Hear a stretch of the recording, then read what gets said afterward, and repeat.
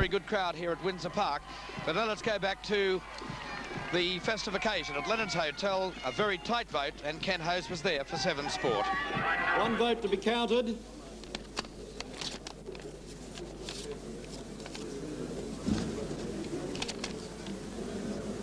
Coorparoo, 3 votes. Brendan McMullen.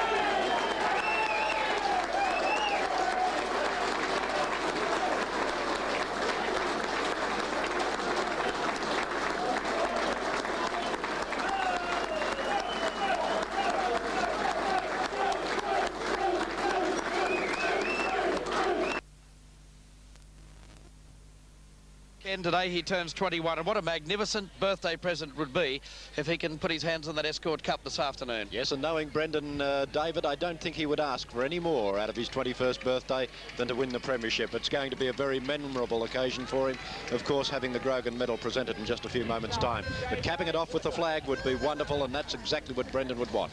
Well, while we wait for that presentation, I think we might go down now outside the Morningside dressing room, where Andrew Ireland's standing by to talk with John Blair, the Morningside coach. Thanks, David. John, what major attribute will you be looking for from your side today? Well, just never giving in, Andrew. The ability that we've displayed over the last few weeks, just keep in there, hanging in, keep running, keep getting involved. So we're looking for that all day. John, Luke Hale's had a sensational final series. Expecting to be able to reproduce that form today? Yes, I believe Lou, the determination that he's been showing over the last few weeks will continue on with that, and he really wants to be part of a winning grand final side. Any players on the Coorparoo side that you feel you'll have to special attention to? Well, we'll have to have a look at all, a lot of them, but obviously Dunstall, Pendrick, Becker, O'Neill, O'Keefe. But sure, we'll be looking at all of them. In finals, you find that a lot of players rise to better heights, and we'll be looking to contain them all. So there's Brendan McMullen, the Grogan medal winner for 1984, being presented by Bruce Lambert, the Queensland manager of Smith and Nephew. Again, for the second time, the Grogan medal. I'd just like to thank the Smith medal and Nephew for the best and fairest player in Brisbane for this season. So no doubt the thoughts of the grand final victory is foremost on his mind at the moment. Thank you very much, Mr. But I think it's now time to look at the Morningside team that will oppose Brendan McMullen's team, the Coorparoos, here this afternoon in the 84 grand final. The Bill Clark medalist. And now let's look at the 1984 Grand Final team for Morningside. In the back pocket and just back from suspension, number 28, Jeff Hahn. Number 29, David Mountcastle, will fill the full-back position for the Morningside Panthers today. And in the back pocket, one of their devastating back players of recent weeks, number 7, Phil McGarry. On the half-back flank, number 46, Colin Donnelly. At centre half-back, the captain and coach of the Morningside team, John Blair. On the other half-back flank, number 6, Peter Neeson, who will give a lot of drive from that position today. On the centre line, number 26, Brian Hawke, is on the wing. Number 19, Rick Norman, an outstanding centreman, a player that's had a very good finals series and one that will be an important pivot in the lineup today. And on the other wing, number 36, Neil Cross. Number 25, Lindsay Barwick, takes up the half-forward flank position and should play well. The linchpin of all of the attack of the Morningside lineup, number 17, Lou Cale, will line up at centre half-forward. And number 5, the dashing Trevor Durwood, capable of winning a game off his own boot on the right half-forward flank. On the forward line, number 15, Murray Burns, in the pocket. And at full forward, now a veteran with Morningside, number 4, John Newton. And number 13, the dynamic dynamo, Jeff Nash, will rove from the forward pocket position. The followers comprise number 14, Chris Melican, direct from a successful season last year with the reserve grade at Richmond. Number 2, Stephen Russ, an outstanding player for Morningside for a couple of seasons now. And their rover will be number 24, Tom Tarrant.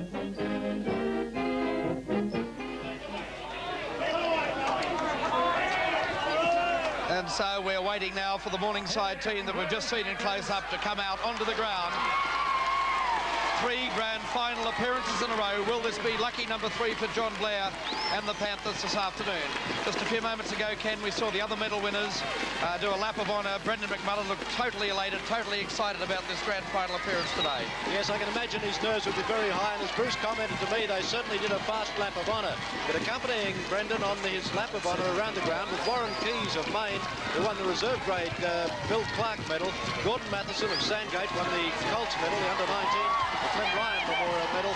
Tony Farrell of Sherwood got the under-17 Division 1 medal, the Norm Crim's medal, and Gary Nathan of Springwood won the under-17 Division 2.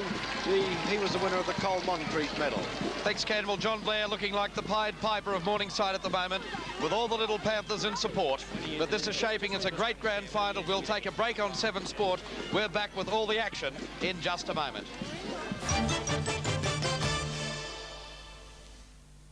So the national anthem sounding here at Windsor Park in Maine.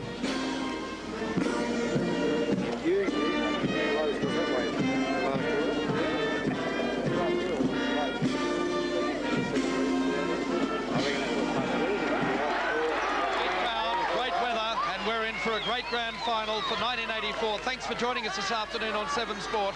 There's been very little separating these two sides throughout 1984. In the first round on the 13th of May, Morningside won that match by 17 points. On the 29th of July, it was Coorparoo by 22. So, Ken, on those performances alone, we can see just how close this game is going to be this afternoon. David, I have no doubt that this afternoon is going to be a magnificent game of football. Everything is set up, everything has gone right for it, and it certainly looks as though it's going to be a great day. I know I've got a great knot in the pit of my stomach at the moment, waiting for the action to get underway, and I'm sure those players out there on the field are all feeling much the same way. But there's no doubt, if ever a grand final has been built up to be one that should be a good one, this is it. Well, joining us as usual on a Sunday afternoon is Bruce Burgoyne. And Bruce, I suppose, talking about nerves and knots in the stomach, 2 young umpires out there, 21 years of age, Alan McGilvray, and 23-year-old Don Edwards. It's a great moment for them as well. Yeah, I must compliment the umpire's advisor for doing what he's done in giving young umpires an opportunity for the big event in their sporting lives, and that's umpire at QAFL Grand Final. Well done, and I wish 2 umpires the best of luck. Grogan medal winner, Brendan McMullen, the man on your screen. Laurie Pendrick, of course, the coach of the Coorparoo side. John Blair, the captain coach of Morningside. He's been here the last 2 years and has gone away empty-handed. I'm sure the determination that we know of John Blair, that he's very determined to go away with that Escort Cup this afternoon. But Ken, 120 minutes from now, we'll know the outcome of the Escort Cup winner of 1984. Yes, David, and I'm going for Coorparoo. I think even though they're the younger side, they certainly have got the score on the board this season. But we're going to know in a short space of time, and already the niggles are on. Durwood and Pendrick are having a go in the middle of the ground as umpire Don Edwards puts the ball down. It's on the 1984 grand final. The tap's anybody's. Durwood gets the first kick, and the Panthers are into attack. Over to Murray Byrne on the far flank. He's under plenty of pressure. The ball will go over the boundary line and out of bounds, and we're off and running in the grand final, the Escort Cup of 1984. The first boundary throw-in of the match coming up now. Murray Byrne's in there for the Panthers. Ball loose on the ground.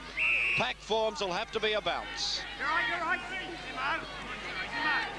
Come here, carry on here. Come on the wing. There's the bounce, the ball high. Comes to the ground again. Stephen Pine with the ball for Coorparoo. Caught in possession, unable to get rid of the ball. Another bounce to be affected. Gary Becker lined up at centre-half forward. Ken selected in the forward pocket, but at centre-half forward. Thanks, Bruce. Edwards puts the ball down again. Butch Jones in the ruck for Coorparoo. Again, nobody able to get out with it. A free kick, the only way to sort it out. And the free kick will be going to Butch Jones. Number 17 for Coorparoo, plus a 15-metre penalty, relieving some of the pressure in the early stages of this game for the Roos. Ball towards the centre of the ground. Was he nudged out? No. The kick goes to Becker. Becker immediately gets it onto Delaney. Streams down the ground, lets it go toward Dunstall. Over his head. Bounced loose. And 1 point on the board, the first score of the day. Good quick attack by Coorparoo, moved the ball very quickly out of the defensive position and got themselves running, and that's the way they've got to play it today. David Mountcastle now with the ball at full-back for Morningside. Puts it into play on the far side of the ground. Ball high in the air, pack of players. The handball comes out, goes to Hawke. Brian Hawke gets his kick, puts it further afield. Louis Cale, this is a man that they're counting on as far as Morningside are concerned. Puts his kick across the field for Blair. Blair running onto the ball. Plenty of attention. Neil Cross goes down. Blair recovers, gets the ball, puts out a long hand pass to Barwick. Barwick loose, has time to steady. The kick's not a good one. Over the boundary line, out of bounds on the full, and a resultant free kick to Coorparoo in the last line of defence. John Blair playing at centre half back on Gary Becker. Must kick over the mark, son. John Blair came down a long way from centre half back to put the Panthers into attack, Ken. He certainly did, Bruce, and he was moving well across the ground, and that hand pass across to Barwick was dangerous stuff for them. Greg Page with the ball now for Coorparoo in the back pocket position. Comes around the commentary wing. High in the air, Chris Melican. He's been a great ruckman for Morningside during this final series. Melican with the ball now, goes toward the centre-half forward position. Who's there? Ball loose on the ground. Tarrant. Tarrant handballs across to Durwood. Durwood turns around, snaps it onto the right boot. And Page in defence again. From both sides of the goal. Runs off across the face of goal. Looking for a target. Then kicks towards centre-half forward. Melican's there, takes a mark. Very poor disposal from Page. Could be a dangerous kick, this one, Ken. Melican kicked well for goal last week. Here he is now, right at the edge of the square, as you can see. Goes for the short pass, but that's ill-directed too. And that looks like Page in there again. Having a busy opening term, 3 kicks in the last minute and a half. Puts the ball out wide. Nobody able to take it out there. Coming away with the ball, Gary Becker. Free kick scene there. Go to Ian Wilson, the rover from Coorparoo. Wilson puts the ball up toward the wing position. Nobody able to take it. Over the back is Jeff Hann. Ball loose on the ground. Norman goes in, holding the man. Morningside come out with the ball, drive it further afield, up toward the half forward flank. Leading in the race to the ball, Pendrick. Durwood goes over the top of him. Pendrick, the quickest to recover. Gets the handball on. Gives it to Gibson. Gibson with the ball now. Puts it to the right boot. Mark to be paid to Brett Jones. Jones of Coorparoo, number 17, on the true centre wing position. Dressing shed shy of the ground. Kicks toward the centre half forward position. Ball tapped loose. Stephen Russ relieves for Morningside. Puts the ball out toward the flank. Wilson and Neeson in the race to the ball, but it beats them both over the boundary line, and another boundary throw in to be affected. Quite a strong breeze blowing right across the ground here at Windsor Park at the moment. There's the boundary throw in. Becker onto the ball. Turns in toward the flank. Puts the ball wide. Blair over the back. Looks for the handball. Pops it over to Hann. Hann has time to steady through a good shepherd. Puts his kick up, looking for Luke Cale, unable to find him. O'Keefe with the ball, taps it on when caught. Freeman in there. Simmons, I should say, not Freeman. Terry Simmons, that is, with the ball now. Simmons' kick. Plenty of pressure and nerves in evidence here in the opening minutes of the 1984 Escort Cup. Umpire Alan McGilvray elects to bounce the ball again. Les Miller and John Blair in there. Miller takes the tap, gives it straight to Blair. Free kick scene. Free kick will go to Melican. Chris Melican with the ball. Heading toward the centre wing position. Good mark taken again. Handball over to O'Keefe. O'Keefe down towards centre half forward position. Terrible kick, wobbling all over the place. Eventually gets through toward Dunstall, relieved by Mountcastle's little kick. Melican in there fighting for the ball. Held when not in possession, will get the benefit of another free kick in a similar position. Jason Dunstall being put on the mark. There's Melican's kick into the centre of the ground. Oh, O'Neill. Former Fitzroy player, been a great asset to the Coorparoo side this year. Sees a target in Becker. He's certainly in plenty of action in the opening term. Becker turns around onto the right foot, kicks it high and kicks it long in toward the goal square. 2 Coorparoo players going for the mark, neither able to take it. Jeff Hann relieves the pressure, comes out, has 2 bounces of the ball. Gets the ball to boot, up around the wing again. Up over the top, Rick Norman, great mark. Norman's kick in toward the centre again. Oof. Brian Hawke taps it down to Neil Cross, comes back to Hawke. Jones comes through with the elbows high. Freeman. Done it again, Simmons.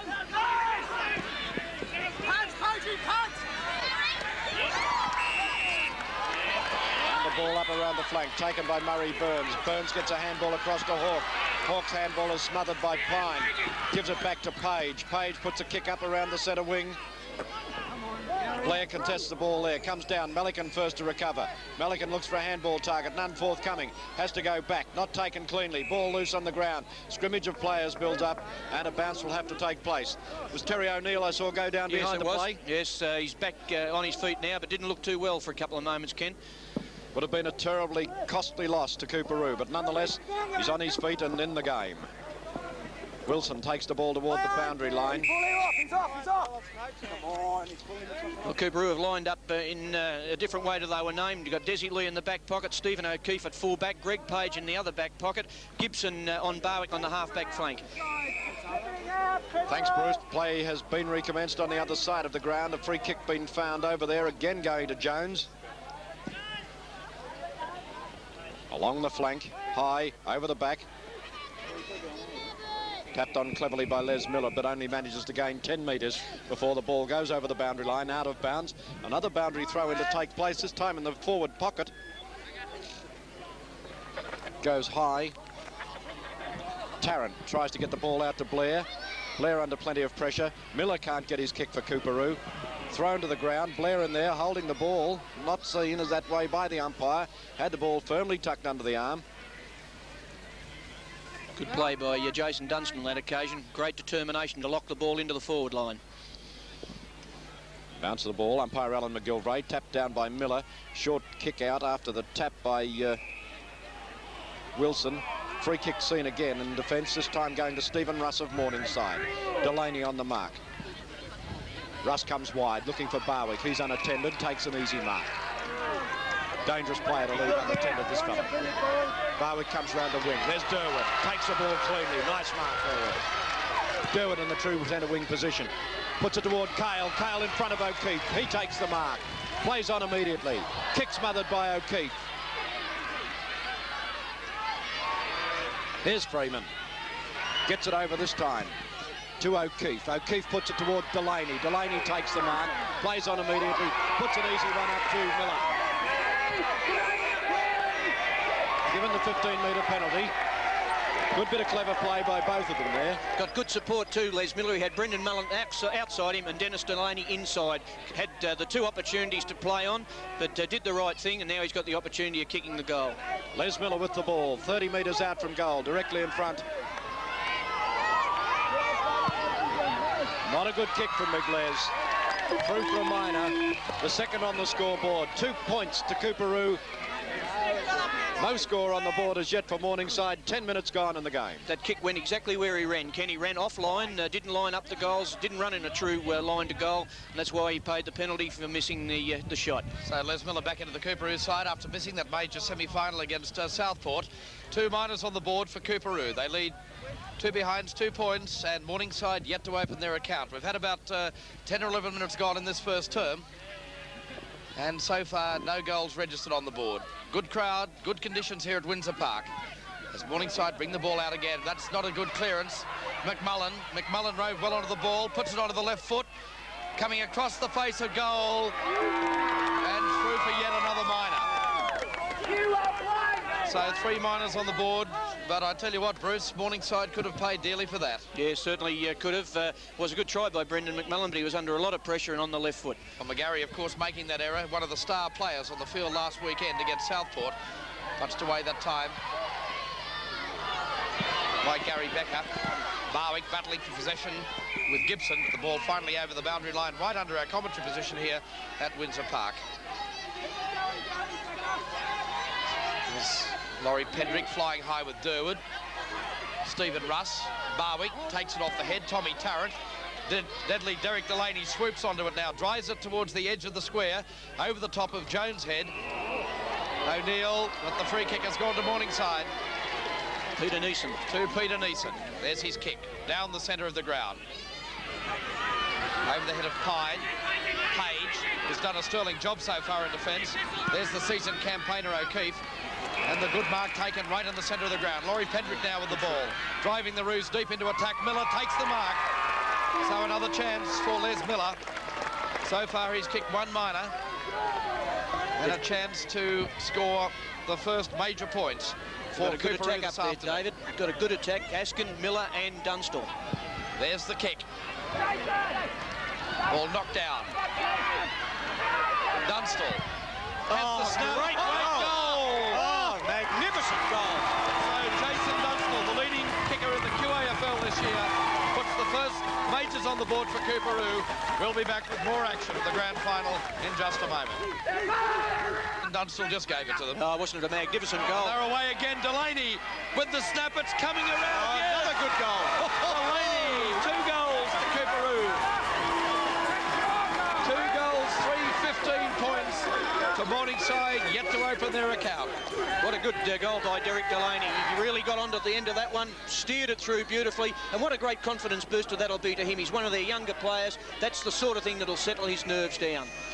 And it was a great shot under plenty of pace and pressure, and by gee, the last couple of minutes have seen a complete turnaround in the game where it was pretty well locked up, but all of a sudden the pace has come to light, the players burst out of the centre, and away we go, and still the nickel goes on. Durwood and Pendrick, what a good pair of mouths. No doubt about those two. There'd be some good chatting going on out there. Ball put down by umpire Alan McGilvray. Miller gets the knock. McMullen comes out with it, puts it to Becker. Becker goes wide. He's found Wilson all by himself. Oh, Askin on his own. And he's found him. And 15 into the bargain. Oh. It'd have to be. Askin Yes. got away quickly, Ken. And the Tempest are flagged. Well, the Coorparoo players want to stay right out of that. They've got the ball, they've got the 15-metre penalty, the chance of putting another on the board, and that's exactly what they need. Let's take a look at it in replay. Now you can see we might pick it up in picture, Ken. No, we very can't. early, yeah. He really got away quickly, Askin. There's the kick now. There he is on his Askin own. away. Got away from that Morningside defence. There's the attention from Neeson. In the meantime, the goal has been kicked by Dougie Askin. The third for Coorparoo in almost as many minutes. Let's take a break. Coorparoo could prove too much for Morningside this afternoon. And I tell you what, when their runners get free, they look a dangerous side, Bruce. Yes, they do, but Morningside, I feel, come back. They're a very seasoned team, David, and I'm sure that they'll tighten up and get back into the game. Murray Burns finds the pint-sized Jeff Nash.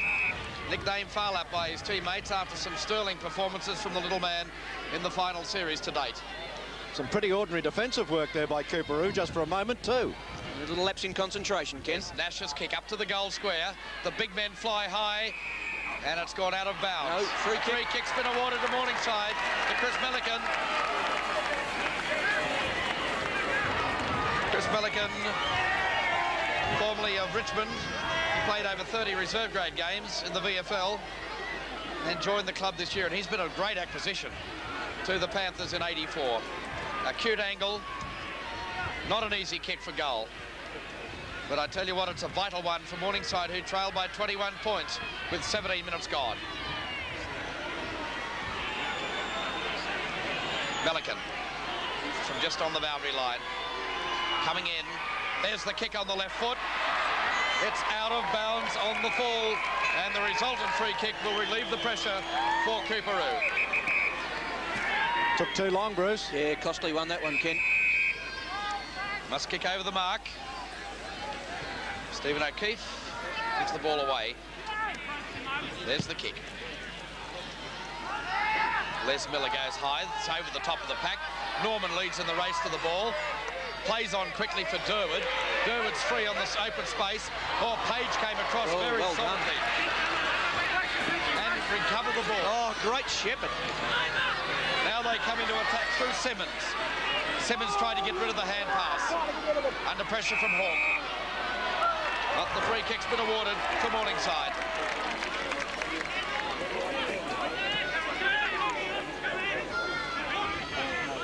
Hawke with the free kick.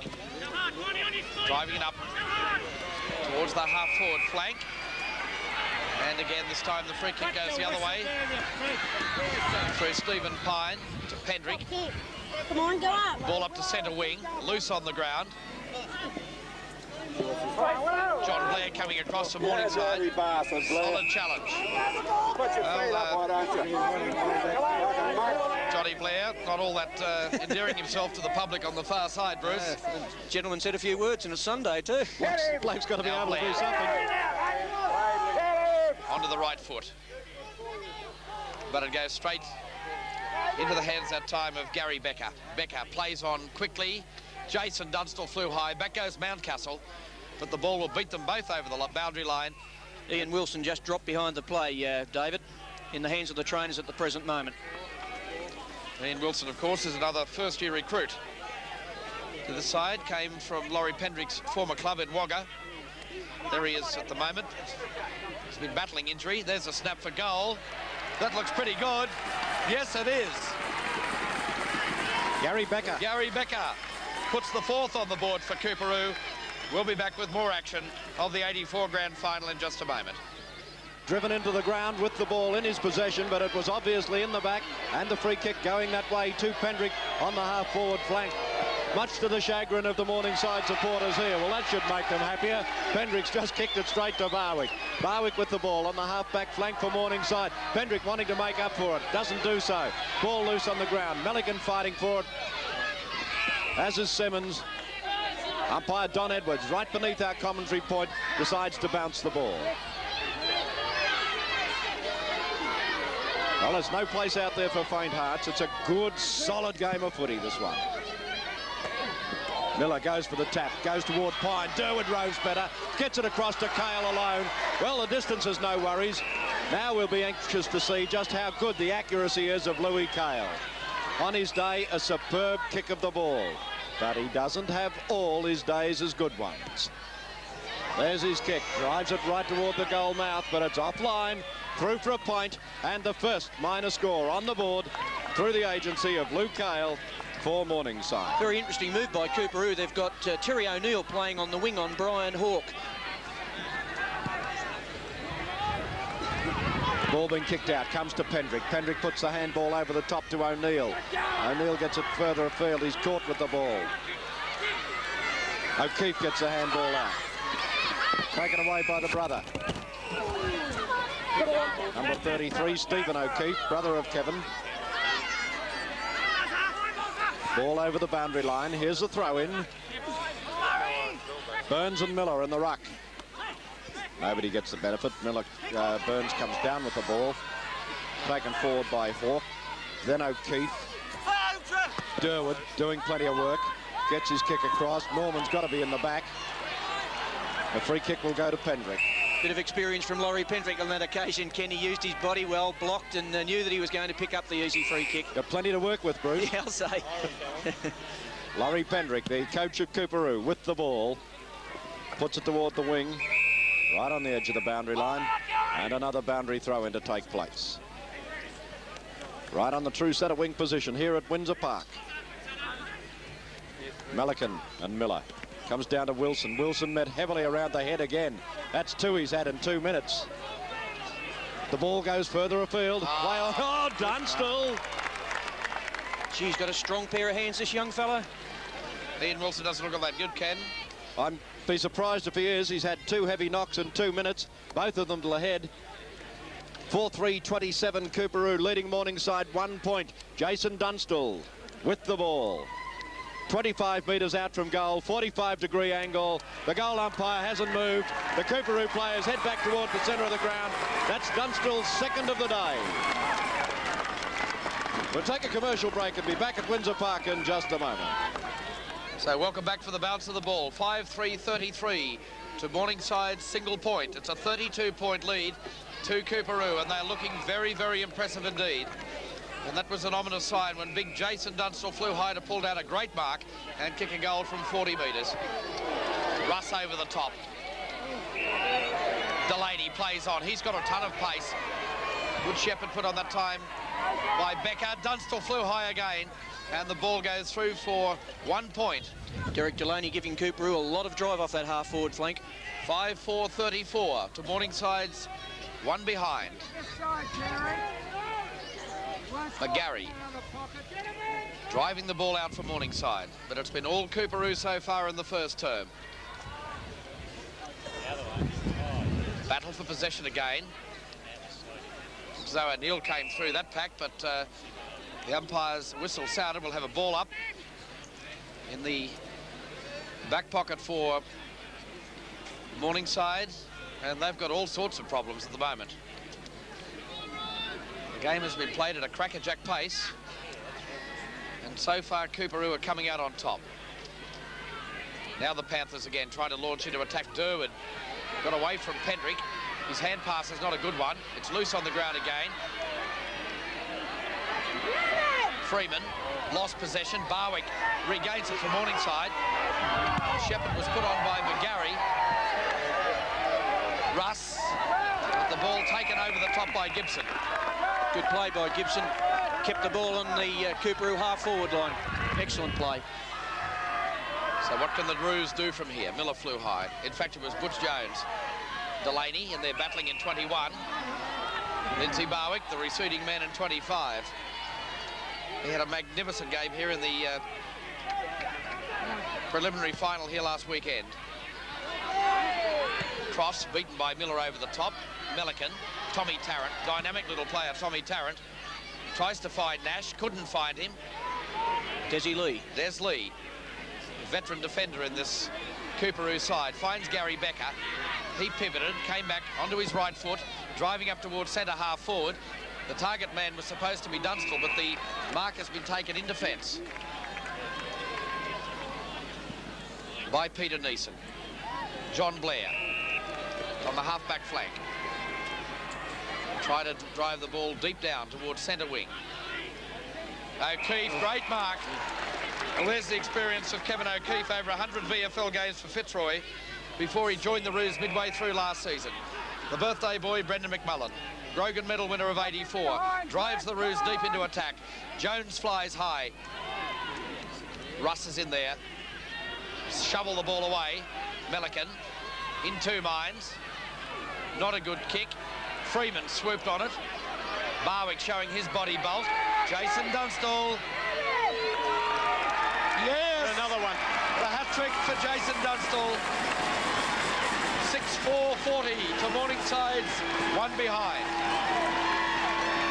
We'll be back with more action of the grand final in just a moment. At the moment trailing by 39 points in what was predicted to be one of the tightest grand finals of all time. Yes, certainly Coorparoo have come out with all guns firing, and they're doing it well at the moment. Here's Wilson breaking his way through the pack again, trying to keep the ball in front of him. Tackled in the back's got to be the call, and it is. Against Rick Norman.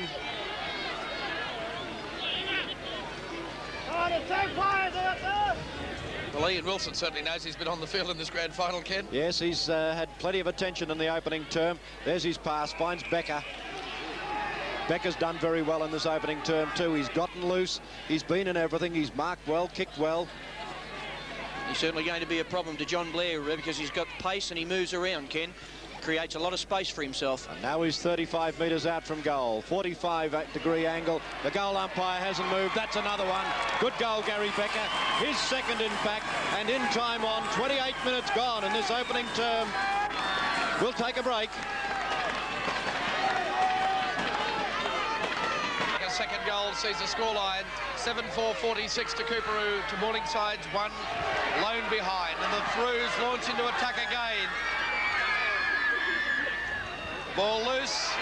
Dunstall through for 1 point. Oh, bad mistake by David Mountcastle on that occasion. He had the opportunity to take the ball through for a point, pushed it back behind him and set Jason Dunstall up. Very lucky to get out of that one. Well, here it comes again in replay.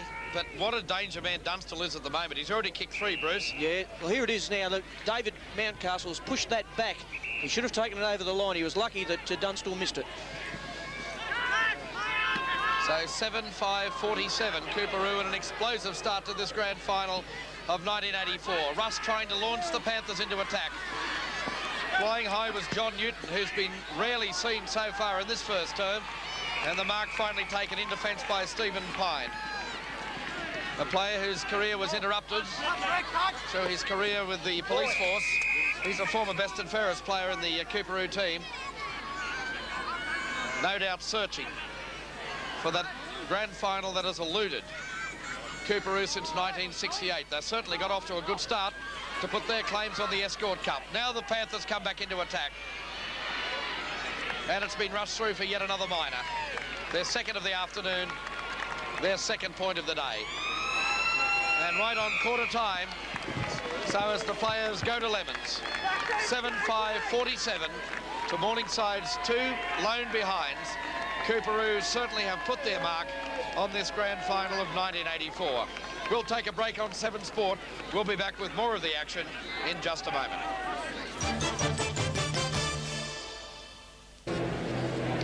So welcome back to the coverage of the grand final for the Escort Cup for 1984, and Coorparoo in a very commanding position at the end of the first quarter. 7-5-47 to Morningside's 2 lone behinds. A 45-point lead. And probably one of the stars, Ken, of this first term was Jason Dunstall, a danger man, the young full forward from Coorparoo. 3 goals so far in this first term, and his last one was a gem. Yes, David, I think and here it comes now, the basis of my selection of Coorparoo to win today was the fact that they had a far better attack, in my opinion. And when you have a target such as Jason Dunstall and Doug Askin, who was the full forward before Jason Dunstall, then you know you've got it all together up front, and that's certainly the way it's working out. Some interesting stats, Ken, of this first term. Yes, there is indeed. When we take a look at them, Coorparoo have had 45 kicks in comparison with Morningside 43. Only 2 the difference there. In marks, they've taken 20 marks in comparison with 14 by Morningside. 15 handballs to 9, which is significant, and 11 free kicks to 8, and I guess 11 free kicks shows they're going for the ball first. Well, let's get the thoughts now of Bruce Burgoyne on that first term. Thank you, David. Well, Laurie Pendrick is employing his players to forget about the first quarter, to get right on with the game, keep the pressure on. He believes that the only way to win the game is to keep attacking, forget about just purely defending, and keep the game rolling the way they have been. But he really is imploring his players to forget about what has happened in the first quarter of the game, to forget about what is on the scoreboard, and to concentrate on the next 3 quarters ahead of them, because he believes that if they keep going that way, then they've got the chance of taking out the 1984 grand final. All right, now it's over to Andrew to hear from the Morningside camp. In disarray at this stage. They've got many problems. Obviously, John Pear at centre-half-back's a real problem at this stage. Becker moving too fast and too quickly around the ground was really worrying. Also, other players in trouble. Norman in the centre being tagged by Simmons, which has forced O'Neill out onto the wing, causing a lot of trouble. I think they've got to get Russ onto the ball. Russ has been a drive for them all season, being on the ball. At the moment, they've got him on the half-back flank. I don't think they're getting enough drive from him, and I feel he'll have to move on the ball. John Blair emphasising the need. They've got to pick up those short players. Back to you, David. Thank you very much, Andrew. Thank you, Bruce. And I think I'd rather be in Laurie Pendrick's shoes at the moment, Ken, although still 90 minutes of this grand final left. Yes, absolutely, David. There's nothing like being in front, that far in front at the end of the first term, and it is a problem, isn't it, when you think about it, when John Blair has to admit that he's a problem in his position, then things aren't all that flash for you, I don't think, at this stage of the day. And there is a possibility of a storm later in the day. If that comes up, that's going to create a few problems. The side that's got the score on the board could be in the best position by 3/4 time. However, umpire Alan McGilvray puts the ball down. We've got the second term underway now. Nobody able to get out with it. Wilson eventually putting the ball forward toward Hawke. He can't handle it cleanly. Freeman comes through. Hawke follows it up. Hawke eventually takes possession of the ball, manages to screw around, put it on his left boot, gets it toward Tom Tarrant. Tarrant's in a bit of trouble, manages to evade the tackler, gets the ball further afield, puts it up to the half-forward line. O'Keefe's in there, but a free kick has been found. And it goes to Coorparoo, and Des Lee has the ball. Lee with the ball. Follows it around the flank. Freeman takes the ball over the boundary line. Boundary throw-in to take place in front of the dressing sheds here at Windsor Park. We're in the second term of the grand final, the Escort Cup of 1984. Ball loose on the ground. Melican gets it over to Norman. Norman unable to get it away. There is a free kick in there, and it's going to Rick Norman. Drives the ball short. Cale tries to pull it in one hand, unable to do so. Kicked away from Pendrick. Comes to Durwood. He's been a bit of a danger man. Durwood puts the ball high. And the ball rushed through for a behind through good defensive work by Stephen O'Keefe on that occasion. The ball coming in over his shoulder, unable to take the mark, but managed to touch it, and that was important. Keeps the score down, 5 points less than it could have been. Stephen O'Keefe at fullback puts it out. Newton's there. Oh, well tapped away by Gibson. the last line of defence. Neil Cross has got to be throwing the ball. Yes, it is. What a good tackle by Terry O'Neill, Ken. And Terry O'Neill taking the kick now. Gets it up to Wilson. Wilson alone. The Shepherd's on from Gibson. Puts it on well. Holds a player right out. Gives Wilson the chance to have a run. 3 bounces the ball. Gets it to... he's too good, this kid. He's come from behind. Great mark. Around Mountcastle and taken a mark. That is a super effort. Let's take a look at that in replay. This is a great mark. Now watch him. He's behind, gets in front and takes a diving mark. Oh, Jason Dunstall, you'll do me for a full forward. Here's the kick. It's on its way. Flat punt. Not coming in enough. And through for a minor. Shame not to be able to finish that off with a goal. It was certainly a great effort. I feel for David Mountcastle. What do you do to stop him, Ken, when he comes from behind you like that to take the mark? David Mountcastle had done everything right up until then. I think you hope desperately that they shift you off him. Blair at full back with the ball, uncertain of which way to go. Finds Melican alone. Melican takes the mark. Playing well, Melican. 15-metre penalty to be applied. Goes toward the centre of the ground. O'Neill. Puts the handball off to McMullen too casually. Simmons. Shucked by Durwood, bursting through the pack. Drives it wide, out of bounds on the full. Can nothing go right for Morningside? Page with the ball. Puts it up to O'Neill. Neil Cross coming off. O'Neill drives the ball towards centre-half forward. Melican could have been paid the mark, wasn't. Bursting through the pack, Norman. Good, strong centre man, this fellow. Norman puts the ball high. Gibson brings the ball to ground. Normie Reeves just on the ground, I would suggest, in place of Cross.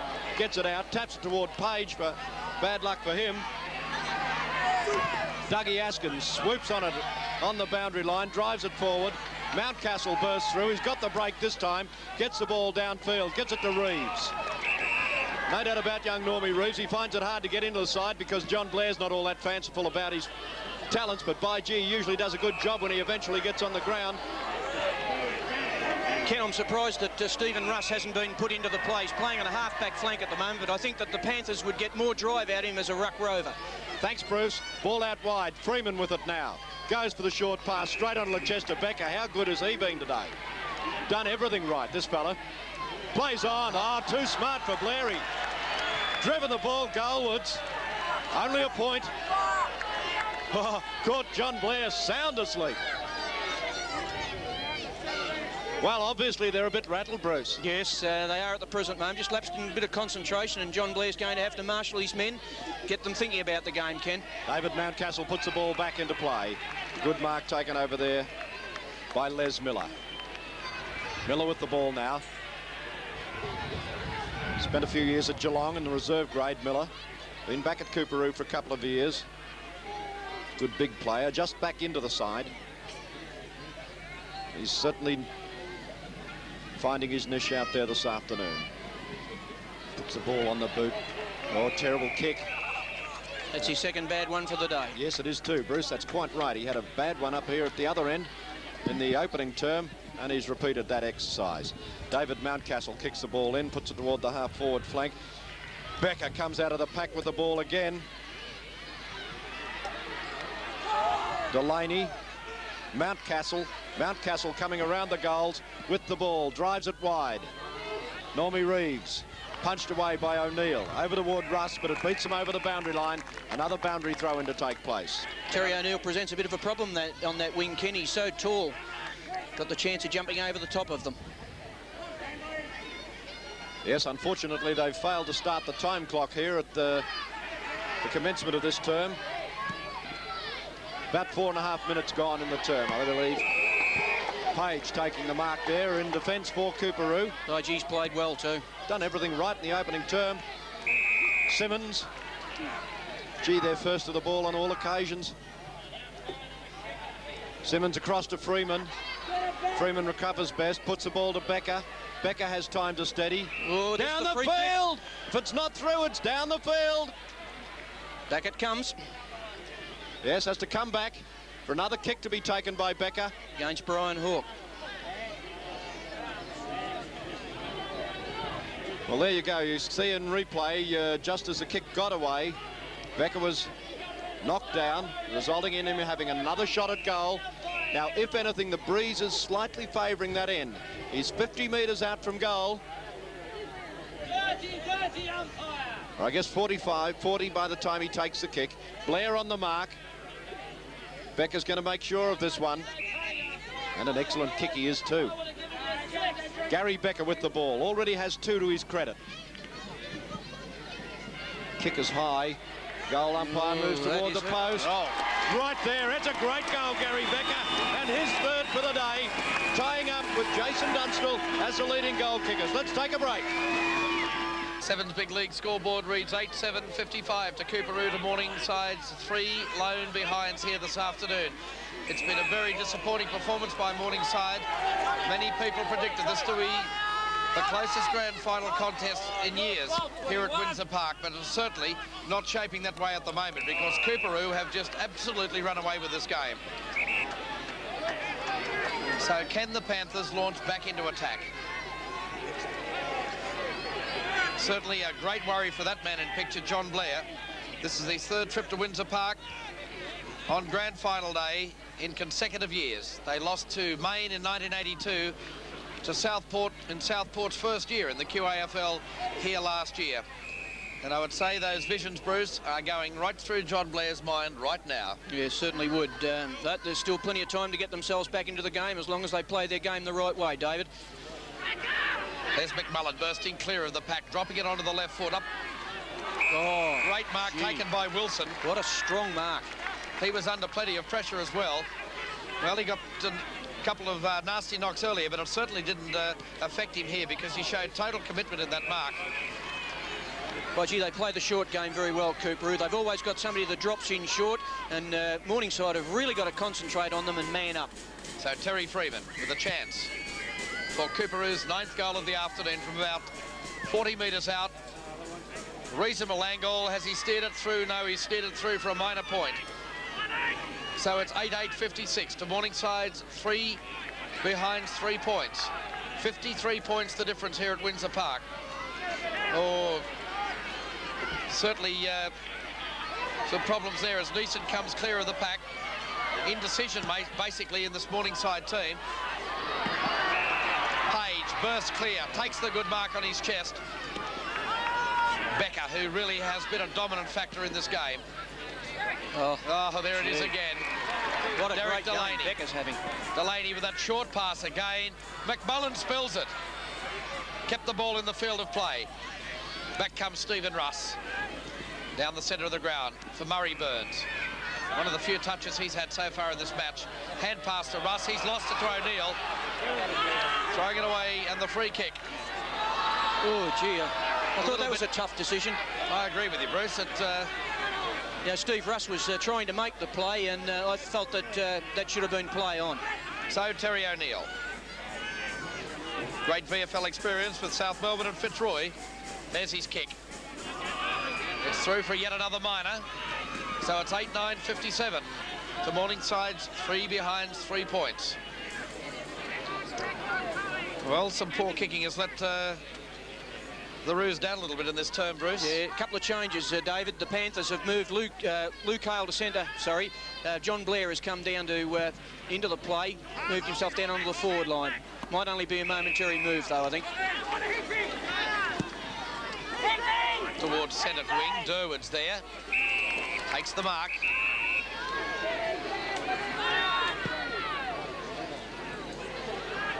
Barwick tried to take it one-handed. Got the hand pass away to Nash. Nash got clear, snap for goal. But I think that's through for another minor. Morningside's 4th of the afternoon, and in fact, they're only points. Morningside can be very thankful, David, that Coorparoo have been inaccurate. It'd be a terrible cakewalk otherwise. You're certainly right.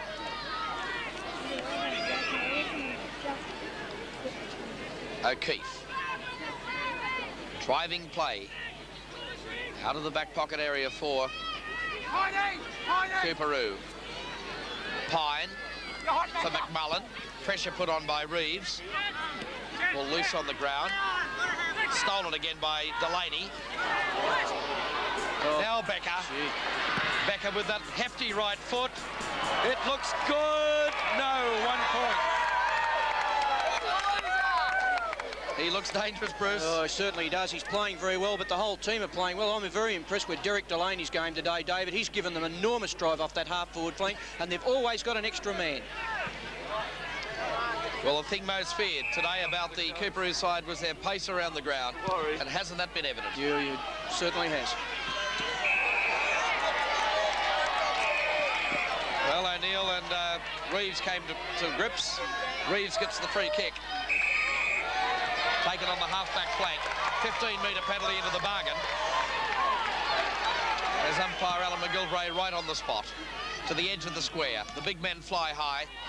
Lou Cale onto the left foot. Keeps it low. Barwick. No, has it been paid? No, it hasn't. Yes, it has. Yes, it has been. Total commitment by Lindsay Barwick. Commitment totally, Bruce. Oh, my word, kept his eye on the ball all the way. Object lesson to any young player.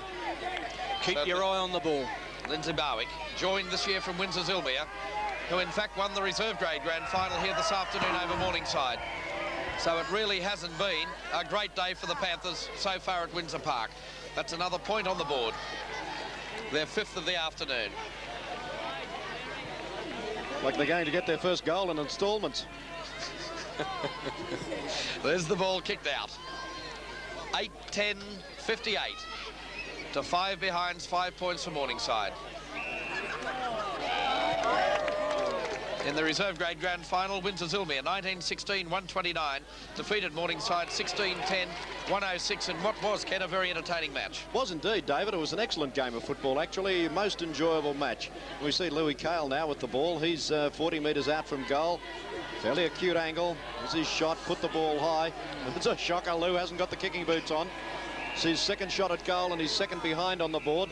And as we suggested, they're just sneaking slowly towards getting their first 6 points on the board, but boy, they're making heavy weather of it at Morningside. Well, the Panthers badly needed that goal. I think had Lou Cale been able to kick that, Ken, it may have given them the impetus to get their game going, because it was a good forward move, and it's a shame that it broke down. Yes, Bruce, knowing the sort of side that they are, you can't write them off at this stage. No way. By gee. They've got a lot of mental toughness and a lot of courage, Morningside, and I do believe they will come back. But they've left themselves one heck of a deficit to pick up at this stage. Yes, they certainly have. Although I don't think Laurie Pendrick would be too impressed about Coorparoo not driving that nail in the coffin in the second term, Bruce. No, because he really made that point at quarter time, David. He implored his players to keep the pressure on and to forget about the scoreboard and make out that the scores were 0-all. Now, don't think he'd be very happy right now. Well, actually, Laurie is one of the guys that we haven't seen a great deal of in this term. Murray Burns spills a mark. Dives on the ball, gets it forward toward Nash. The umpire's seen a free kick, goes to Burns.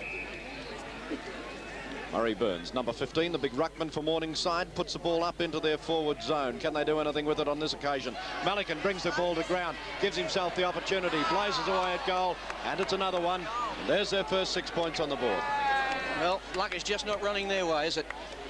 No, can't do anything right at the moment. Laurie Pendrick now at full back with the ball. And finds a target. Is this loose man we were talking Terry about, Simmons, Ken? tons of room to move. Drives the ball further afield. Looks for McMullen, can't find him. Comes down to O'Neill, he recovers. Drives across the ground, 2 Coorparoo players there. Jeff Nash gets up high, manages to spoil the attempted mark. Jeff Hand following the ball up. Can he do anything with it? He's gained possession. Gets around, has time to get his kick, puts it up toward the half-forward flank. Derwood has the opportunity to take the mark, fails to do so. Barwick in there, in fact, shepherding the ball. Ball taken to the ground, and umpire Don Edwards sees fit to bounce. On the half-forward flank for Morningside. This is the second term of the Escort Cup of 1984. Wilson comes out with the ball, gets it to Gibson, over to Pendrick. Pendrick back to Gibson. Gibson has time to get the kick, puts the ball further up the ground. And over the boundary line and out of bounds the ball goes. David Chappell. David Chappell. David Chappell now playing on Gary Becker, Ken. Well, he's one player they really have to stem. Here's the boundary throw-in. Comes to the back of the pack. Jeff Nash can't get away with it. Ball bottled up a little. Nash eventually gets it out. Gets the handball to Hand. Hand puts the ball over the top. Blair and Simmons. O'Keefe. Oh, beautifully timed. Gee, that's cool. Ian Wilson with the ball. Across to Pendrick. Pendrick's handball back to Wilson. Wilson's got room to run. Gets a kick across. It's a wobbly one. Oh, Dunstall in the air, unable to take it. Bill McGarry with the ball now, in defence for Morningside. Sees a target in Neeson, puts it across to him. Neeson steadies, kicks the ball back along the flank. Gibbo says it's mine. Unable to finish the mark off. Still got the run of the ball. Gets his kick in, puts it over the top. Normie Reeves coming through, brings the ball in front of him. Comes up for him, gets his kick. And Morningside go into attack, but Page stops it again. Geez, had a good game. Greg Page, he is playing a fantastic game in defence. In virtually nothing got past him. 15 metres was applied. He's taken the advantage of it. Malikan can hardly get a trot up. Page has run away from him, put the ball up onto the forward line, and it's got to be a Coorparoo mark. It'll be Delaney. Deadly Derek, they call the kid.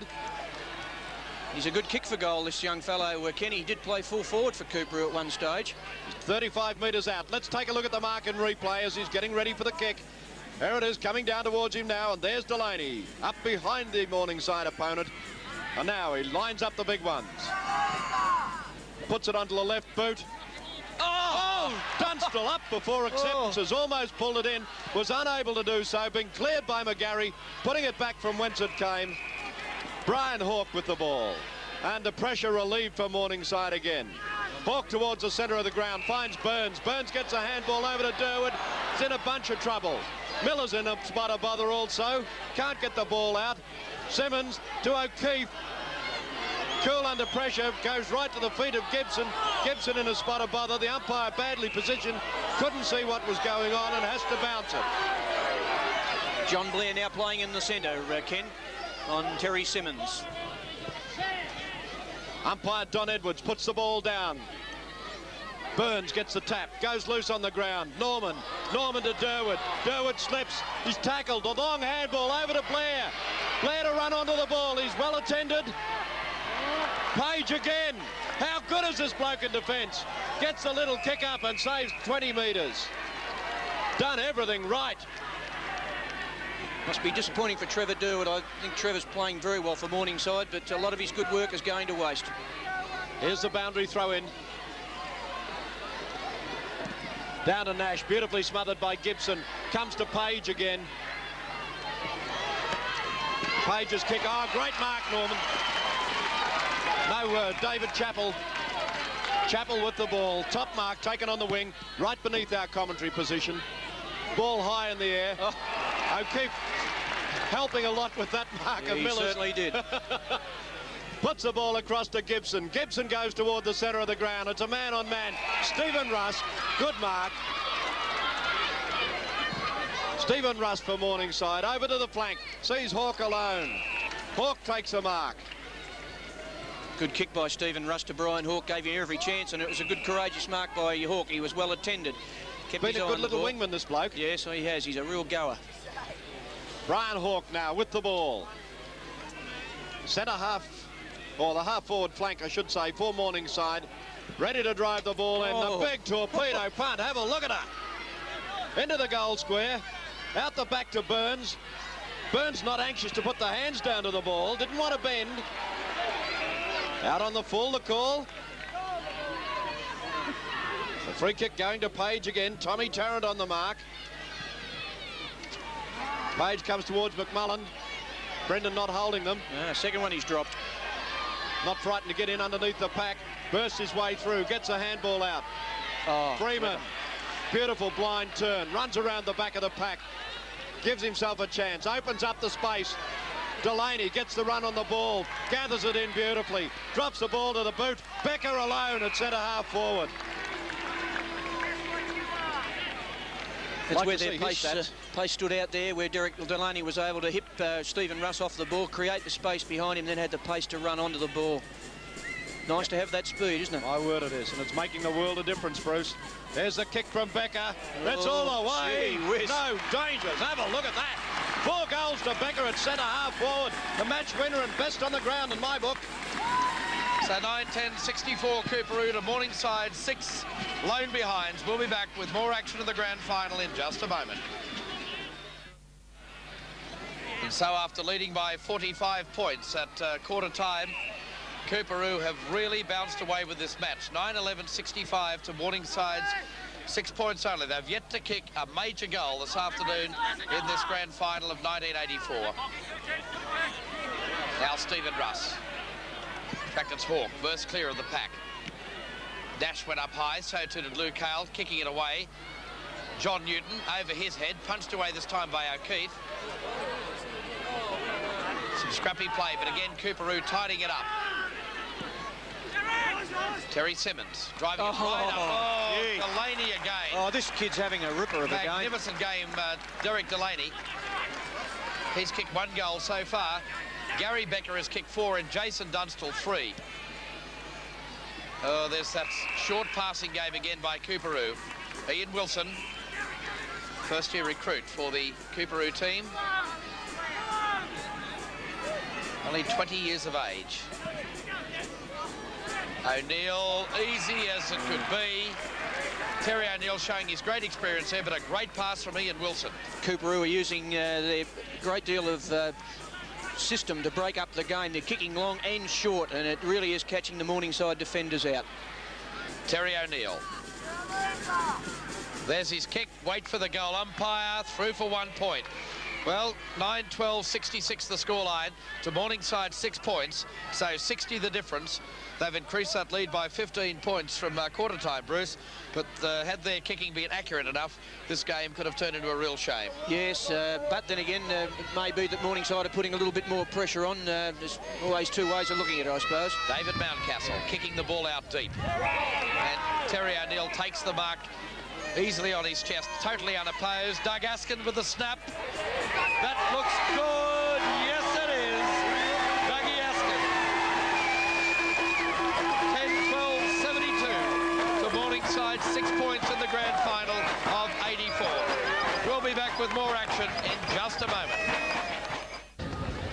Well, now Dougie Askin wants to make his stamp on the game as well, Ken, and what a great goal that was. Yes, a superb goal from Askin. Of course, he was the full forward at Coorparoo prior to Dunstall, and it was a beautiful snap. We've just seen Gibson take down a great mark as players recommence, and again, they've got the ball out wide. Freeman unable to take it with him, but here's Page again backing up. He's had a superb game on the back line, doing really well. Gets the ball over to Wilson. Nice short passing, well in front of Tarrant, puts it across towards Simmons and McMullen. McMullen gathers it in, evades a player, puts the ball wide for Wilson again. Wilson runs onto the ball and back into Dunstall, but he can't pull this one in. Mountcastle first to recover, gets back to the ball. He's in a spot of bother. Ball loose on the ground. Too high the tackle, says umpire McGilvray.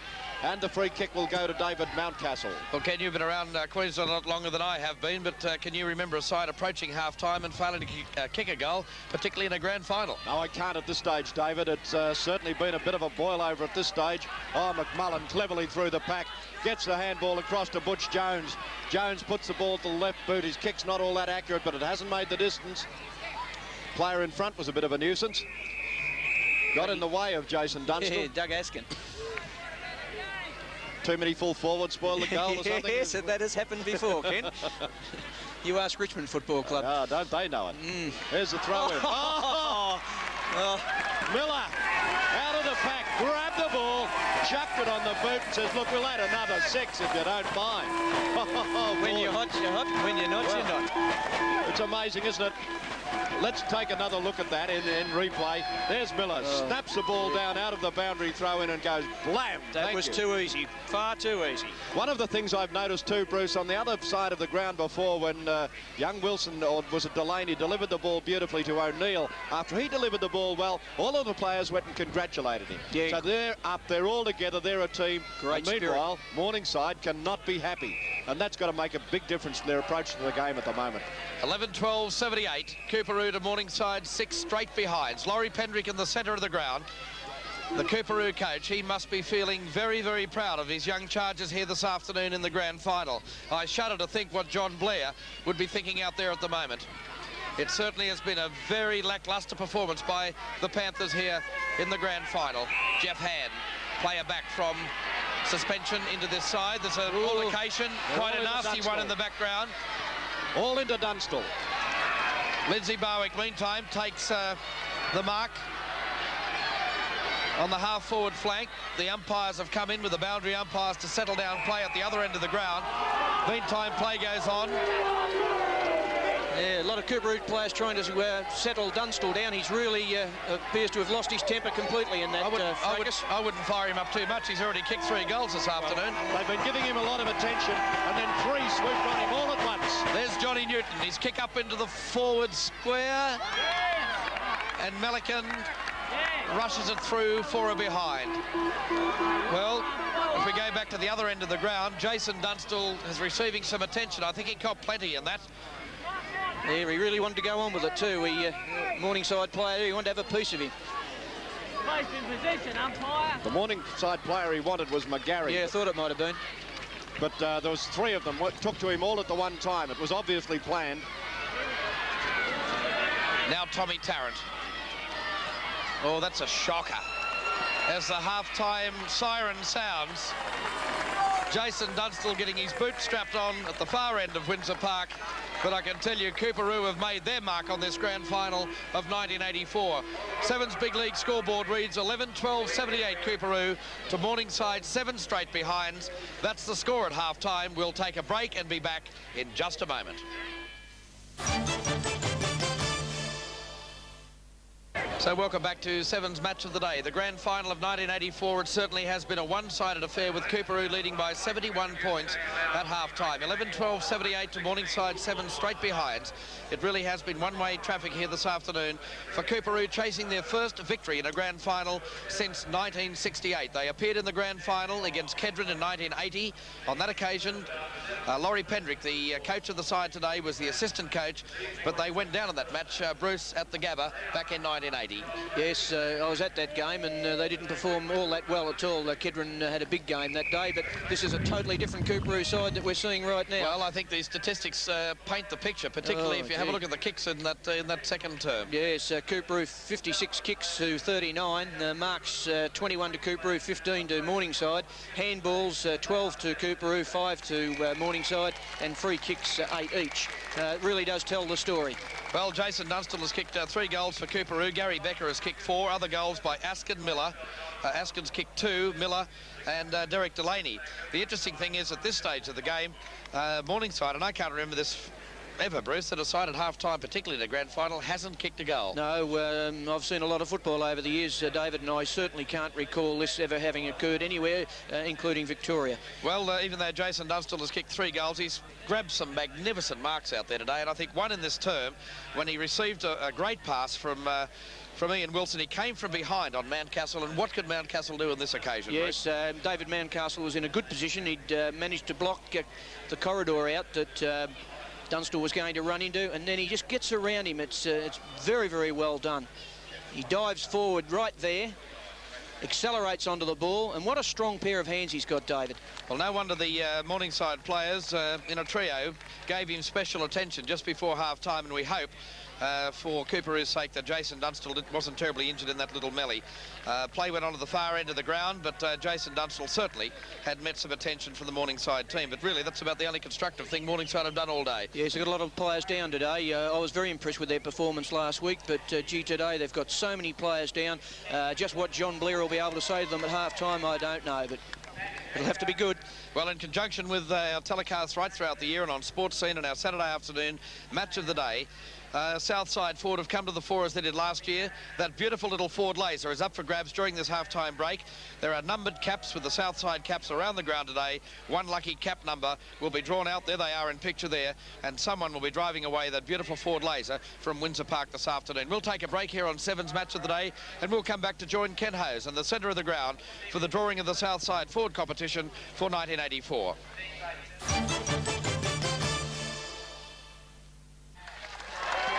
So welcome back, and the cheers here at Windsor Park for the Queensland schoolboys who won the Australian Championships this year.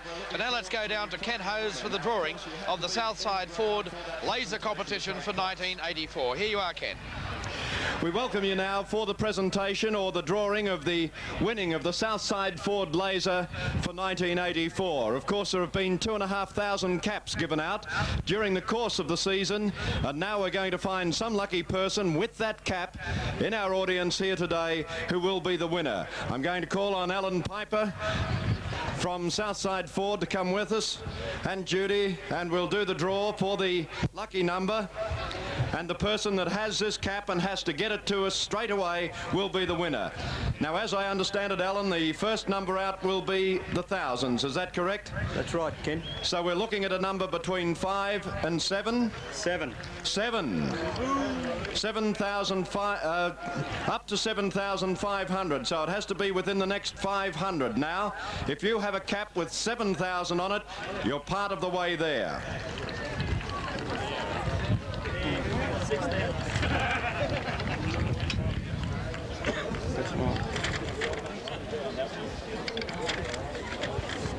Having trouble finding the second one.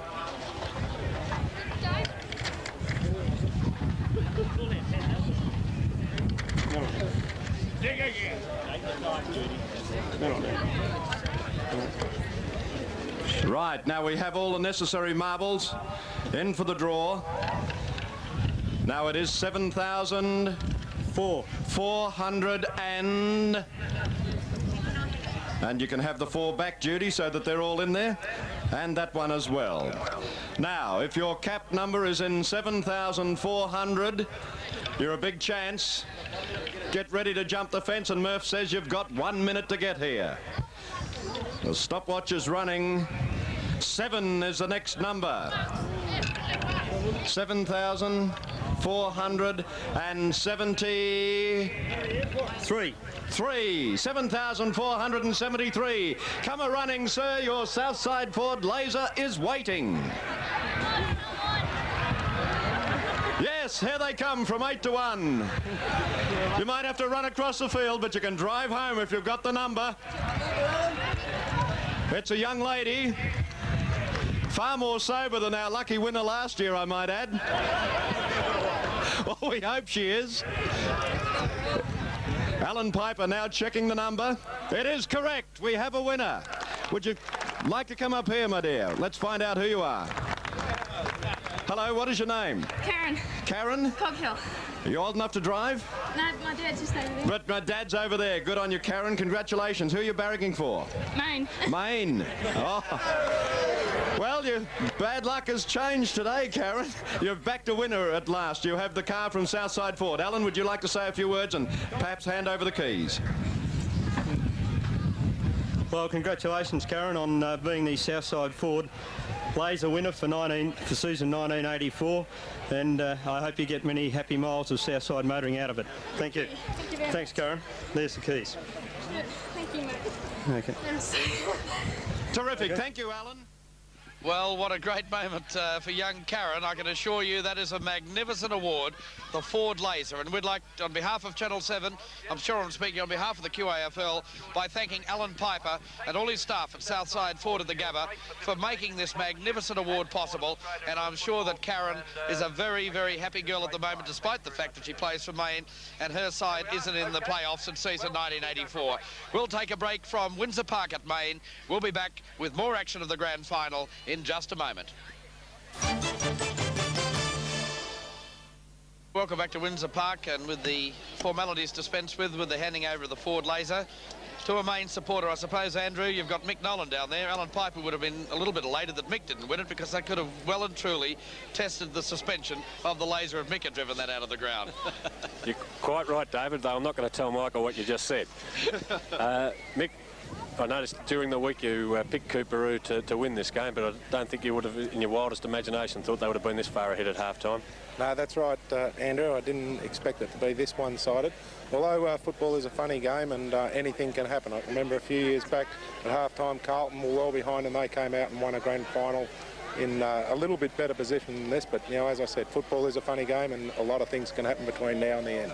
Coorparoo have had some great players. Gary Becker at centre-half forward really has been the focal point of their forward line. Yes, Gary has played a tremendous game, you know, and I've known he's been a good player all along, but I didn't expect him to play quite as well as he has. He's certainly been a focal point for them, and they have a few people in the forward line that they can look for, and no one is letting them down all over the field. Everyone, it's been a tremendous team effort, and if they continue in that vein, I'm sure that yeah, they'll go on and win from here. But as I said, football is funny, and I'm sure John Blair would be revving up Morningside right now. It could come out, could be a completely different thing. We're exactly halfway. I suppose if Coorparoo can do it, so can Morningside. So anything, is possible, but I just can't see Morningside getting back into it. As when we were speaking before, Mick, a little bit surprised that Stephen Russ has stayed on the half-back line for as long as he has. Well, I think there's been a few surprises. To me, Stephen is too good a player to even play on the back line. I wouldn't have used him on the back line in Morningside's side at all. But, to leave him there for so long, has just been a little bit surprising. And, they've got to get the most they possibly can out of a guy like Stephen Russ. OK, Mick, thanks very much for your time. And now back to David. Thank you, Andrew, and thank you to Mick Nolan, the captain coach of the main side. The Sevens Big League scoreboard here at Windsor Park in the grand final sees Coorparoo leading 11-12-78 to Morningside 7 straight behind. A lead by 71 points by Coorparoo as we look forward now to the third term of this match of the grand final for the Escort Cup for 1984. We'll take a break on 7 Sport. We'll be back with more action for the second half.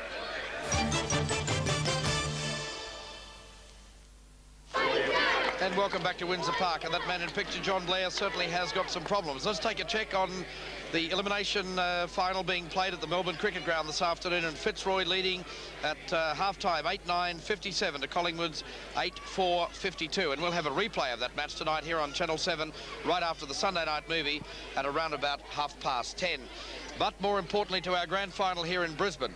And Coorparoo are currently leading by 11 goals, 12 behind, 78 points to Morningside's 7 straight behinds. It really has been a disappointing performance by the Panthers here this afternoon, but I don't think you can take anything away, Ken, from the way that Coorparoo have gone about their job this afternoon, chasing their first grand final since 1968.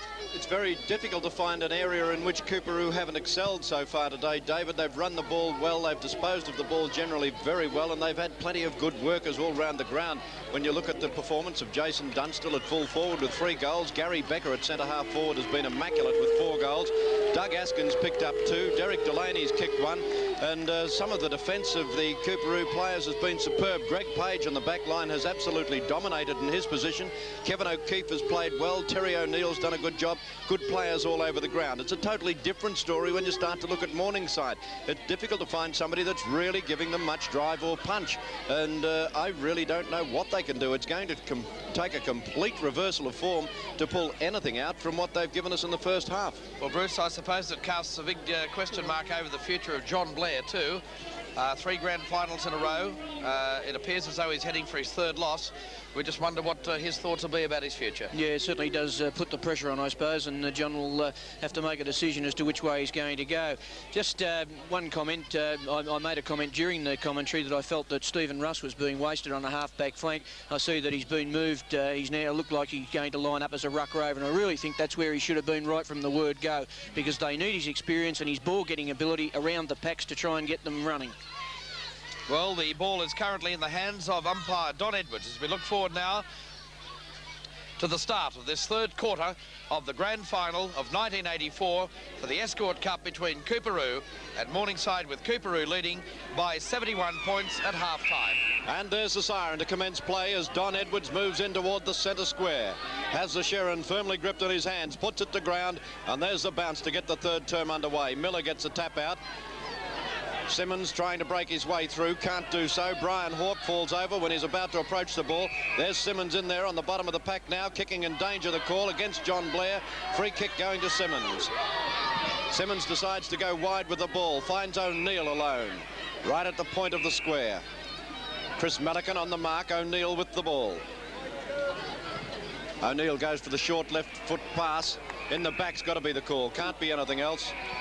Doug Aston will get up and take the kick.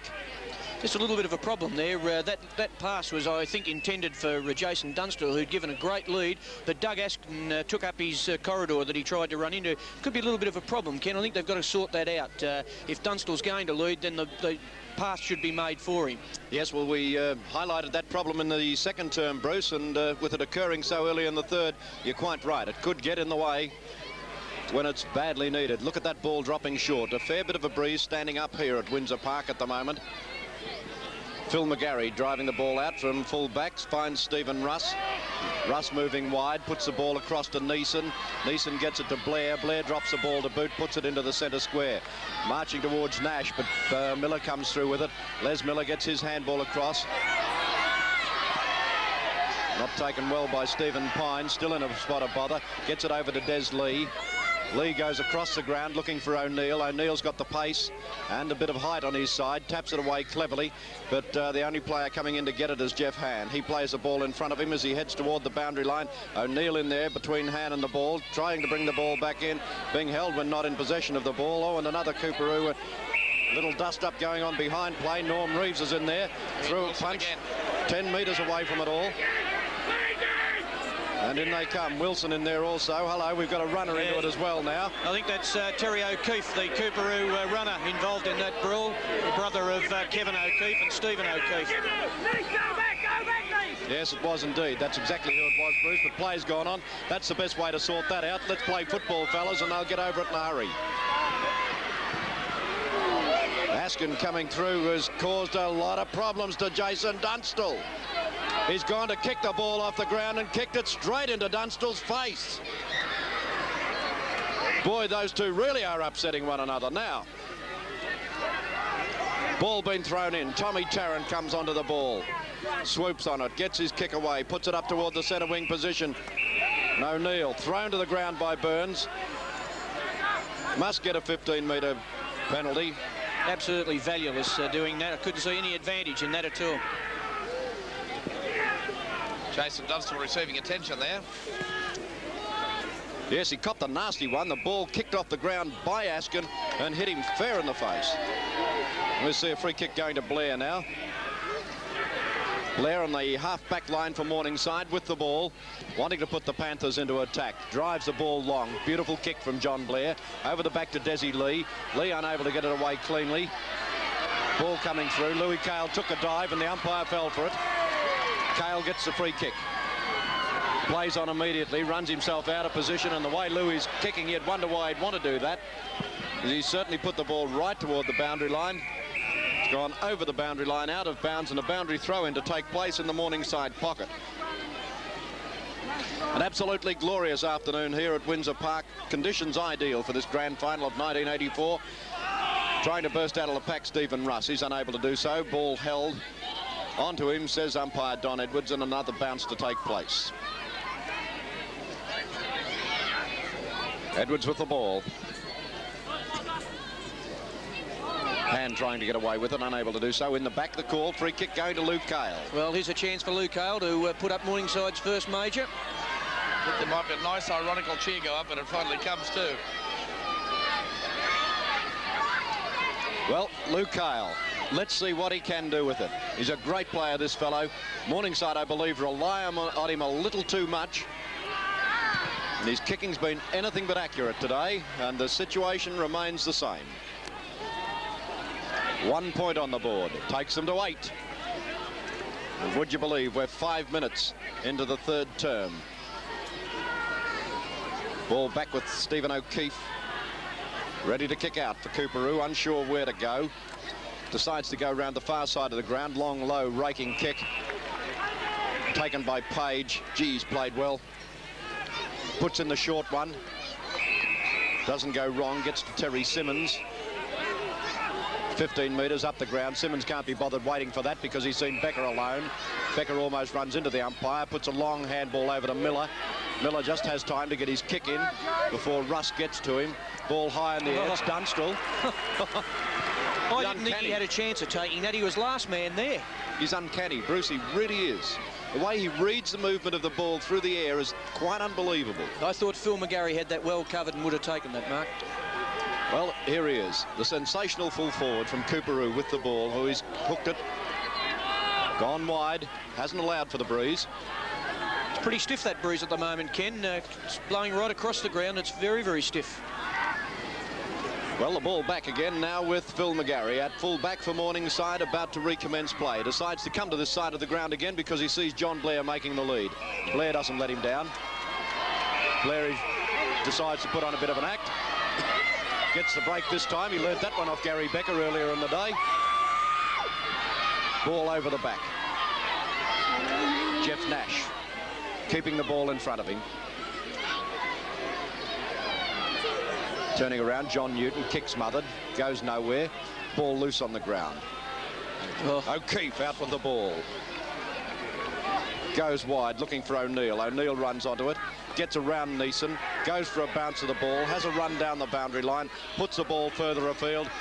Oh. Great save. Oh, top effort by Phil McGarry. Great save. Brilliantly done. Dougie Askin looking as though he's got a touch of cramp, still on the ground. Take a look at that save of McGarry's in replay. You'll see the ball coming up, and he lunges over the top and gets the ball away from him. Very well done. Throw in, the ball's high, tapped out by Melican, goes to Russ on the ground. Pack of players forming, able to get out. Neeson gets it across to Tarrant.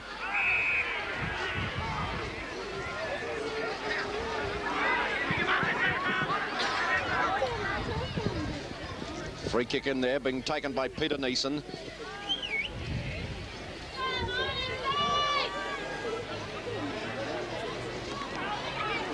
Simmons to Pendrick.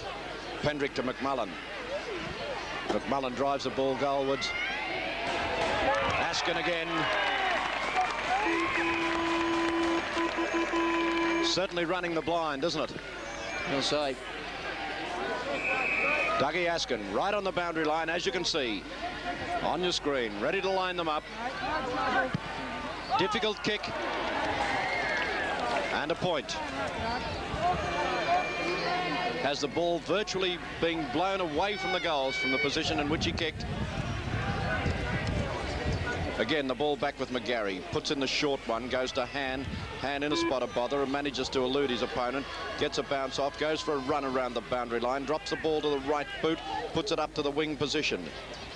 O'Neill hits the ball to the ground. Hawke and Miller. Ball spilt loose. Pendrick gets it over to Simmons. Pendrick again over the ball, being held, not in possession of the ball. However, umpire Edwards hasn't seen it that way and is going to bounce it. Larry's giving him a bit. Yes. Won't do any good, Johnny. A lot of frustration from John Blair at the moment, I think. Ball down, comes to Norman. Norman comes out of the pack with the ball, still has it, unsure of where to go with it. Eventually drives it down the ground, looking for Newton. Newton and Durwood get in the way of one another. Nash with the ball. Desperation stuff out there at the moment. Who's going to come out with it? Stephen Pine trying hard, gets it across to O'Keefe. O'Keefe held when not in possession of the ball. No, it's going to be a bounce again.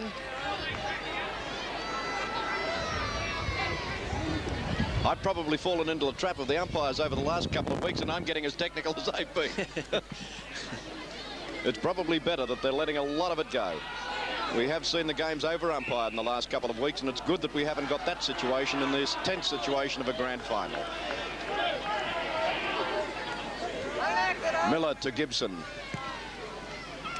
Gibson puts the ball up to the centre wing position. Melican drops the easiest of marks, comes to Russ. Down to Tarrant. Tarrant trying to get around the pack, manages to do so, drives the ball into the forward pocket. Nobody able to do anything much with it there, and another boundary throw-in will have to take place. So we're now about 10 minutes into the third term, and still Morningside have yet to kick their first goal of the afternoon. They trail by 72 points. They're in the attacking zone at the moment, but O'Keefe brings Coorparoo out of that danger area, driving the ball out towards the half-back flank. Freeman gets the kick in. O'Keefe has come forward again. He's been a great inspiration at the back today for Coorparoo, showing that vast experience. Chappell went up high. Becker, Delaney leads in the race to the ball, picked it up beautifully. McMullen gets his kick in, not a good one. The bounce favours Askin. Oh, Jason good play. Tunstall. Well done. Number 4. That was a good play. Good a bit of play by Doug Askin. Then he read that bounce beautifully. He laid back, copped it sweet, then punched it across to Tunstall. That was top play by Doug Askin. 12-14, 86 Coorparoo to Morningside's 8 straight behinds. We'll be back with more of the grand final action in just a moment. Sevens big league scoreboard. Coorparoo 12-14, 86. Morningside 8 straight behinds. That's the story of the grand final in 1984. O'Keefe across to the captain Pendrick. Pendrick drives it straight down the middle of the ground. O'Keefe leading in the race to the ball. Delaney's there as well. Now Hawke. Tripped by O'Keefe. Free kick to Morningside. So Brian Hawke. Right on the edge of the square. Long, wobbly old punt kick. Too high, the free kick goes to Coorparoo. It will go to Stephen Page. Greg Page has had a superb game today in defence for the Roos. Simmons. Marks be paid and a 15-metre penalty. That was against Jeff Nash. Ball out towards centre wing. Gee, their kicking to position's been good today, Coorparoo. They've not wasted a field kick. Butch Jones up towards the half-forward flank, leading in the race. The ball is Becker, but Russ is there again for Morningside. And he gets the free kick. Stephen Russ in the back pocket. Plays safe for McGarry. McGarry heads towards the square. Kicks it up towards the centre of the ground. Terry O'Neill up high. Couldn't affect the mark. Now he's back in possession again. Goes towards the other side of the ground. And there's O'Keefe again. He's had a superb game today. O'Keefe. Ian Wilson evaded his defenders. Now the Roos launch into attack again. Oh, Dunstall. Done it again. That's the second time he's done that. What can David Mountcastle do? He had position, and Dunstall just ghosted in behind him and took it. Yeah, he's got a lot of upper body strength, David, and I think that's... Just have a look at this, Bruce. This is incredible stuff. Just gives him that chance with that extra strength to be able to burst back around. Well, and here he goes. This will be goal number 5 for Jason Dunstall, the leading kicker of the QAFL, and that's the reason why he is. 7's league scoreboard. 13-14, 92 to Morningside's 8 straight behinds. We'll be back with more of the grand final action from Windsor Park in just a moment. Being run at Windsor Park at the moment. Probably would be whether or not Morningside are going to in fact kick a goal this afternoon. Not a bad bet at this stage, David. They certainly don't look like they're going to at the moment. Umpire Don Edwards has the ball from the bounce, unable to get it out of the centre, so another bounce necessary. Comes down to Cale. Cale immediately turns around, puts it onto the left boot. Goes high. Here it is. There it is. Newton's done it. He's broken through. Listen to the roar. That was the only way to do it. Isn't it terrible when you've got to shame him into it? Look at the crowd. Listen to them. Well, they've had to save it up for a long while. They're very, very happy about it too. We're right in the middle of a Morningside camp. Here it is in replay. There we go. John Newton, a Morningside goal kicker for today. Kicked their entire score up until three-quarter time. Well, that's brought the crowd alive, Kent. I had my doubts about them for a while, but they're back and they're right here. You wouldn't know they're only 12 behind, would you? Dear me. However, the good thing is, and I was pleased at half-time when they came back onto the ground, they weren't getting a bagging from their supporters. No, the supporters have stuck with them all day. The free kick going to Morningside in the centre of the ground. Murray Burns with the ball. Again, puts it high into attack. They're going to get hot now. Out comes Greg Page. Puts the ball over towards Stephen Russ. Page follows up his work. Normie Reeves with the ball. Turns around, blazes away at the goals. Puts it over the boundary line. Out of bounds on the full. And that's going to relieve a little bit of pressure for Coorparoo. Normie Reeves missed Lou Cale. Kenny was in a beautiful position, but Norm blazed away at goal. But Lou was in a top position had he have seen him. Ball back with the Coorparoo defence. Page with the ball again. Puts it up toward the centre square. It's like Colenso on the ground too. First time I've seen him for the day. Brian Hawke with the ball. Colenso should have him wrapped up. He evades him. Kevin O'Keefe doesn't miss him and gets the free kick as a result. Freeman goes on with the ball. Gets the handball across to McMullen. McMullen runs onto it. He's in open space.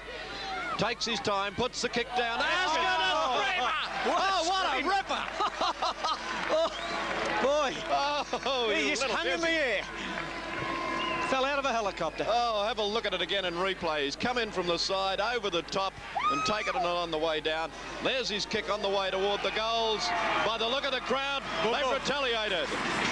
Doug Askins, third for the day. We'll take a commercial break right now in our coverage of the Escort Cup Grand Final. Scoreboard sees Coorparoo 14-14-98 after that great mark and goal by Doug Askin. Morningside, 1 goal, 8 behinds, 14 points. Lou Cale flies high. What a great mark. So Louis Cale, 35 metres out from goal, directly in front. A chance for the Panthers, second of the afternoon. There's the kick. Wait for the crowd and the goal umpire. They'll tell the story. 14-14-98 to 2-8-20. Lou Cale's first goal of the afternoon. Here come the Panthers. Can they storm home? That was a great mark, Bruce. Yes, was. He was well assisted by Trevor Durwood too, I thought. David, Trevor Durwood blocked for him and gave him the opportunity to run onto the ball. Well, isn't it amazing? It takes so long to break through, but once you find where they are, they start to happen, and confidence lifts, and away they go. Let's hope we can see some life back into the Morningside outfit now as they come out of the centre with Durwood. Durwood puts the ball down forward, and the bounce is suiting them. But Page in defence there, and Nash following up, but Page gets it through the goals. Good, intelligent defence. It's a shame for Morningside the grand final just hasn't started. It looks like it's just underway, David, really. Well, they're running a lot better now than they were in the first half. They've found a little bit in their legs. Stephen O'Keefe with the ball at full-back position for Coorparoo, puts in the short one. Colenso in the run to the ball, followed up by Burns. Durwood's there also. Durwood comes in on the ball quickly, looking for a handball target. He finds Chappell moving down the ground. Chappell puts the long kick in. Newton's under it. Couldn't get to it in time. Nash taps the ball out. Comes out to Melican. Melican's alone. Can he steady? Has to kick it over the shoulder. Page in defence. Punches the ball away. Pendrick has time to steady. Puts the ball to boot. Up towards the flank, and a good mark taken by Gibson. They've been very strong in the air today, Coorparoo. They've very rarely been beaten in the air. Michael Gibson comes across field, heading towards the corner of the square. Finds O'Neill. O'Neill, time to set around and steady. Look at the pass! Beautiful. Whap! How do you like it? Doesn't matter how good a mark you are. You can't miss them. You can't stop that. There's no fullback in this world could stop that sort of thing. Here it is on replay. Beautiful football. Yeah, what can David Mountcastle do against that? Nothing. Superb pass from O'Neill. Great lead from Dunstall. Taken on the chest. Slams her through the middle again. Adds another one to the board. His 6th for the day. And a great performance from O'Neill and Dunstall to bring up that goal. So Coorparoo really making their mark on this grand final. Will return with more of the action of the third term right after this commercial break. Before Morningside 2-9-21. We're approaching time on in this third term of the Escort Cup Grand Final of 1984. We have a $200 Man of the Match award from the Brisbane Discount Motor Mart. And I tell you what, there's quite a few Coorparoo players in contention for this award this afternoon.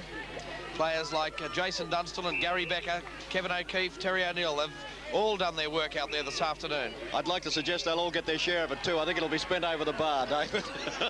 OK, well, Laurie Pendrick will have his share of it, I should imagine.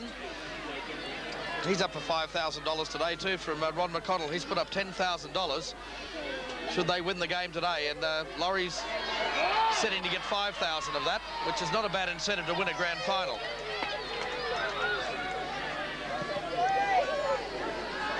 Freeman leads in the race to the ball, couldn't hold the mark, and finally the ball over the boundary line on the half-forward flank.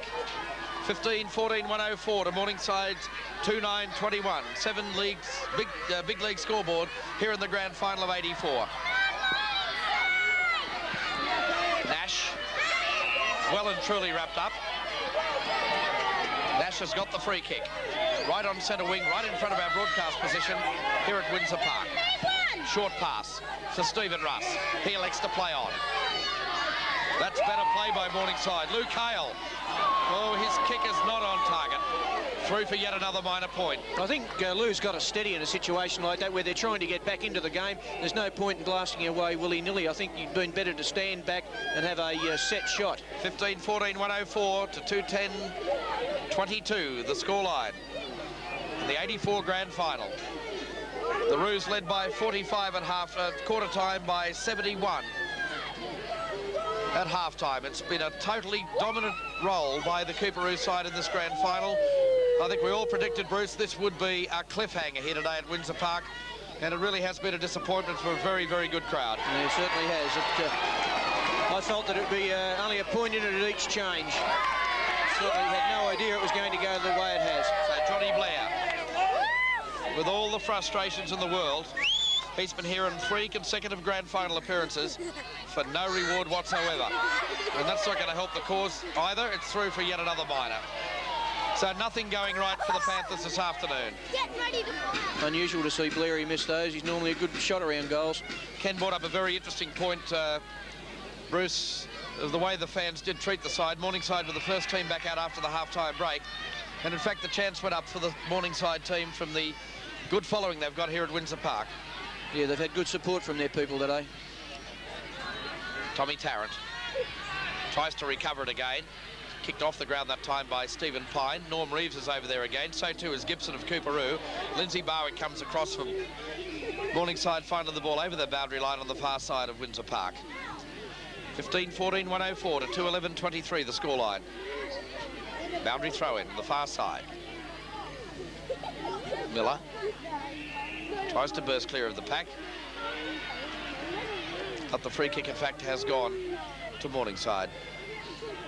There's the kick. Luke Hale flies high, tried to affect the mark. He couldn't. O'Keefe was there again, as he has been all afternoon for Coorparoo. Freeman overran the ball. Cross. Up towards the half-forward flank. Nash is there. Couldn't take it. It's been paid.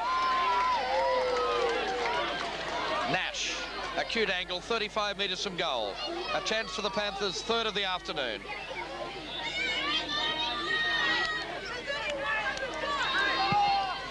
Oh, his kick is a shocker.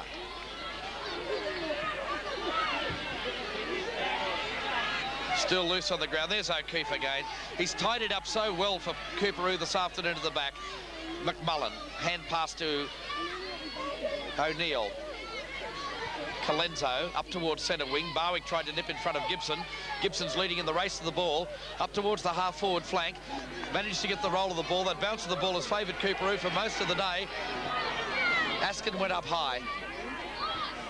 Battle of possession. It's come clear. And McGarry finally rushes it over that boundary line. I see Rick Norman's off the ground for Morningside too, and Neil Cross back on. Thanks, Ken. We're waiting that boundary throw in about 15 metres out around from the point post in the attacking zone of Coorparoo. At the southern end of Windsor Park here at Payne. Burns. Wilson couldn't control it. Back comes Trevor Durwood. He's tried his heart out this afternoon for the Panthers. Hawke over the top of his head. Cross. Hand pass for Hawke. Tried to find Durwood. Did it well, Trevor Durwood. Shepherd put on by Nash. Louis Cale again. No, John Newton it was. John Newton, who opened the scoring for the Panthers with their first major point, which came about 10 minutes into the 3rd term. It was a great shepherd from Jeff Nash, wasn't it? Oh, gee, it was only a little fella, but used his body beautifully. Top shepherd. 15-14, 104 to 2-11-23. Sevens Big League scoreboard here at Windsor Park in the grand final of 84. Perfect conditions at Windsor Park for the grand final. Unfortunately for Morningside, their performance hasn't lived up to a side that is deserved of a place in the grand final against Coorparoo. When you're having a bad day, you have a bad one. You'd never see Steve Russ do that again if you watched him for 50 games. And it's so tragic, Bruce, they've got to save it up for a grand final. Yeah. So Coorparoo taking it out of that defensive situation. Good long kick. The big men fly high. Nash swoops on at the little man.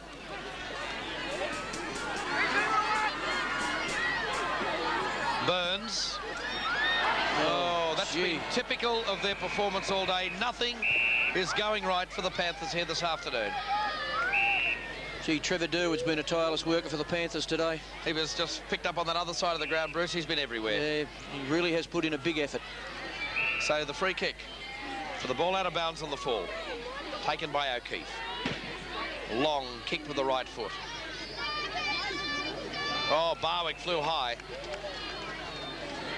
So Lindsay Barwick, one of the real stars of the preliminary final last weekend, when things were going oh so right for Morningside. Lou Cale affects the good mark. Tries for the short pass. Oh, and a good mark taken again by John Newton. Blair. By Johnny Blair, is it? That was a good mark by John Blair. He read that beautifully. He was under a lot of pressure. Held ground, took a great mark. So John Blair, 35 metres out from goal. On a slight angle. Breeze, if anything, favouring him. As we hear the siren sound for three-quarter time. Will it be the third goal for Morningside? It looks pretty good. It's through from major points. 3:11:29. Morningside, Coorparoo, 15-14, 104. The Roos look as though they have this grand final well and truly wrapped up, but we've got the fourth quarter coming up in just a few moments' time. We'll take a break on 7 Sport. More action coming up in the grand final in just a moment.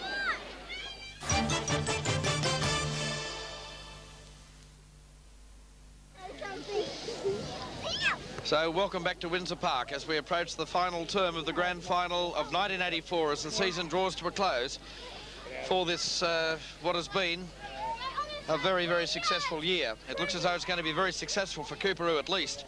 They've won the minor premiership. Jason Dunster won the QAFL leading goal kicker award. Brendan McMullen won the Grogan medal.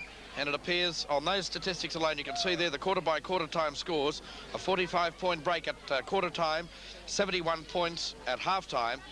And really, it's been a tremendous performance. 15-14, 104 to 3:11:29 at three-quarter time. Ken, we look at the statistics now of that third term, and it's been total domination again by Coorparoo.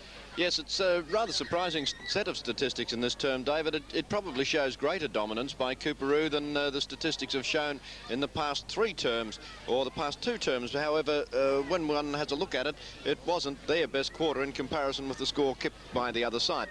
But Coorparoo, oh, I'm having trouble now. Coorparoo have had 49 kicks in comparison with Morningside 36.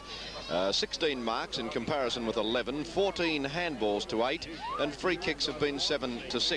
So there hasn't been a great deal of difference in it, although that quarter they appeared to be far more dominant than they have been in the other terms. But certainly it was Morningside's best quarter for the game, and one that they'll be looking to emulate and improve on in this next term. And I might say at this stage too, I think the umpires have done a pretty good job of the game here today.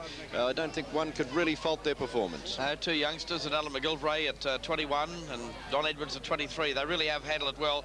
But Ken, we must spare a thought for this man in picture. He's kicked a great goal right on three-quarter time. But Johnny Blair, 3 grand finals in a row, and it appears that he's not going home with the bacon again. No, it certainly doesn't look like it. It'd be a miraculous performance, and I don't believe in miracles to that extent for them to take it out today. So I really don't know what's left for Blairy now. You must wonder where you can go, having gotten there on 3 occasions and still not been able to finish it off. Let's go down to the ground now and hear the thoughts of Andrew Ireland. Thanks, David. Well, at the Morningside camp, John Blair obviously trying to get his troops together.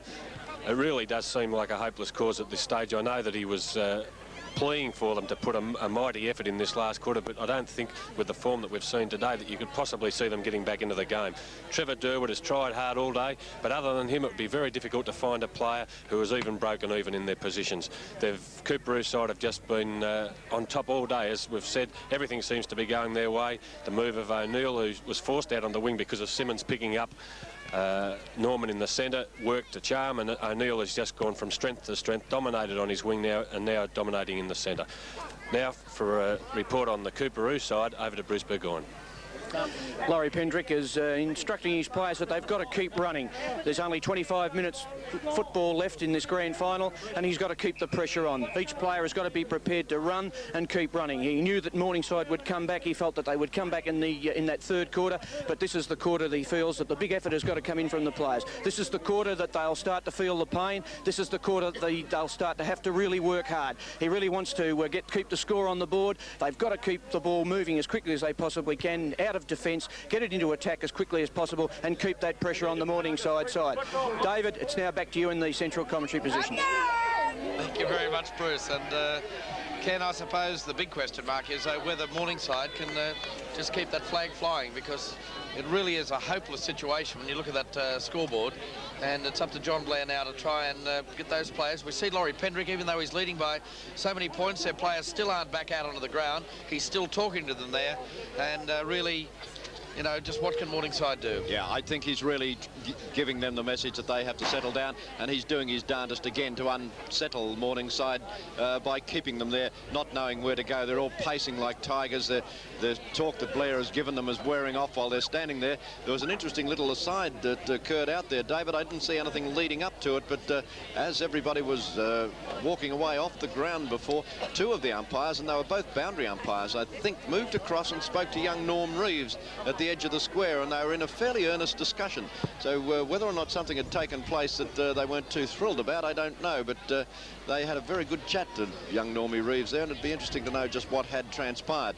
But as you can see, the Coorparoo camp is now breaking up and taking their respective positions. Laurie's staying back to sign a few autographs and have a bit of a chat, as he's prone to do on a warm afternoon. He just gave a little wink to the camera earlier too, Cole. Ken just showing total contempt for this grand final result. I think he knows he's got it well and truly wrapped up. He's going to be one heck of a happy man tonight. They really do love this bloke at Coorparoo. He's a legend in his own lifetime as far as they're concerned over there. He's the inspirational sort of leader who still manages to be one of the boys, and I've never met a bloke in a coaching position that's as popular as he is, not only with his players but with his supporters, and it's going to be one heck of a night at Barubie Street tonight. The classic is only 32 years of age, but in his 18th season of senior football. That really is, he's won the Farrer League goal kicking award. Yep. They kicked 19 goals in one game down there, I know, when he played in the Wagga competition. But he's come back after playing bridesmaid in 1980 as the assistant coach in that grand final loss to Kedron. And I'm sure this is going to be very, very sweet champagne out there this afternoon. Laurie came back from a very serious injury at one stage too. David, he played in the state game for Queensland and broke his neck, and still came back and played football at the end of that season. Which and you would have to be pretty good to break that neck too. It's pretty thick. You're not wrong. But let's spare a thought for that man in picture, Johnny Blair. He's got the real worries out there at the moment. He's another legend as far as football's concerned. He's really contributed to a great degree here in Queensland since he arrived back in 1981. But there's Laurie Pendrick, the coach of this Coorparoo side, as Ken mentioned, is a legend in his own lifetime. Well, by the look of that stomach, he could be a legend in his own lunchtime as well, Ken. I think it's been more lunchtimes than lifetime.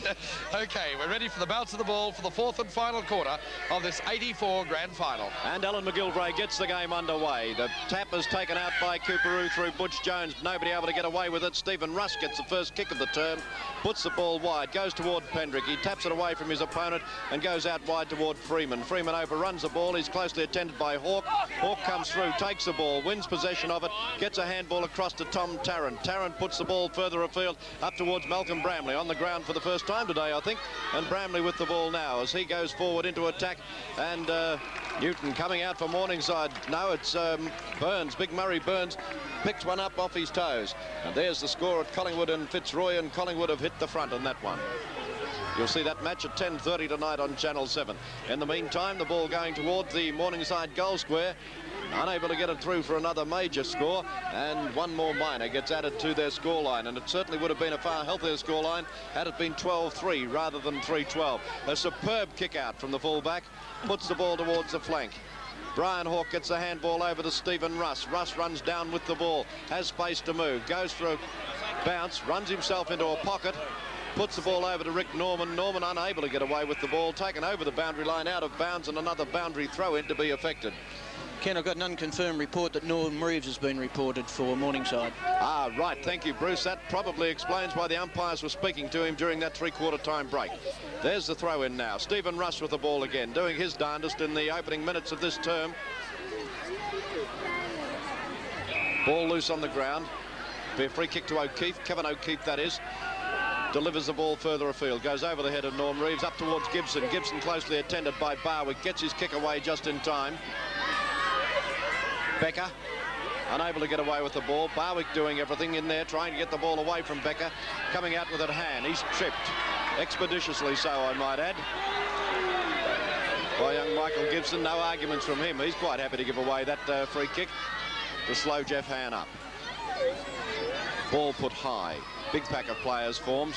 Loose on the ground. Mountcastle, no, Bramley it was, put the ball over. Louis Cale running up, cleverly kicks it across to Tommy Tarrant, finds him alone. Tarrant takes the mark in front of O'Neill. Tarrant with the ball, goes for the short one, puts out a lead to Blair. Blair leads in the race to the ball, goes for the big handball back.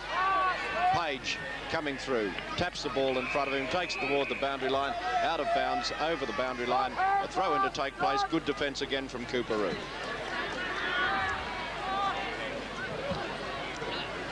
Murray Burns takes the ball from the throw-in, but he's unable to get away with it. The ball proceeds only another 5 metres before going over the boundary line again, and once more will have to be thrown in the pocket. There's the throw-in. Rick Norman plucks it out of the air, gets the handball across to Tarrant. Tarrant drives the ball goalwards, right across the face of goal, tapped over the boundary line on the far side, and now we see a boundary throw-in to take place only 5 metres from the goal line and in front of the main clubhouse.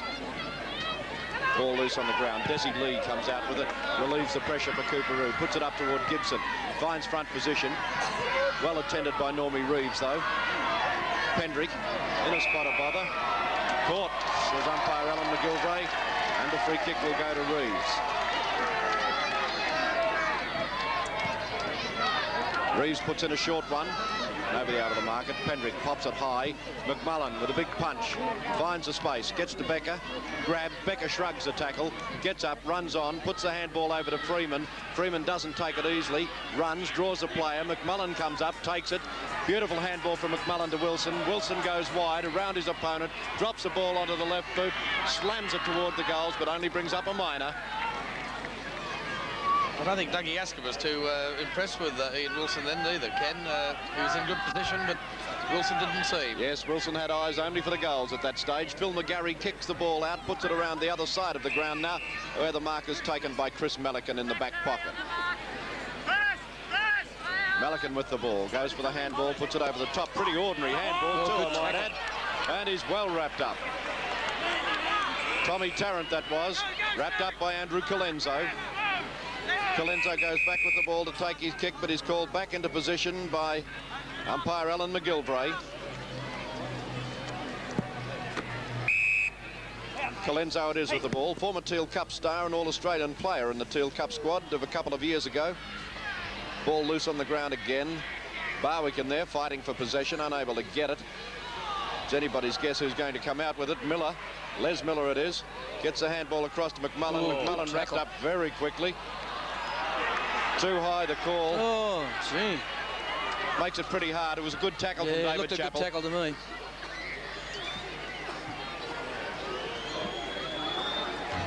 McMullen being spoken to on the way back by Gary Becker.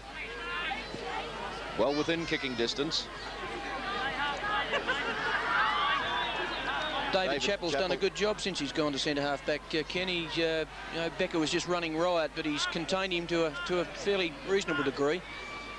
Well, there's a kick from Brendan McMullen on its way toward the goals. The goal umpire well within the square, and it's right through the middle, and a major on the board to Brendan McMullen from Coorparoo. Let's take a break. Windsor Park with Coorparoo in the lead, 16-15, 111. Durwood has the snap for goal. Oh yes, that's a great goal.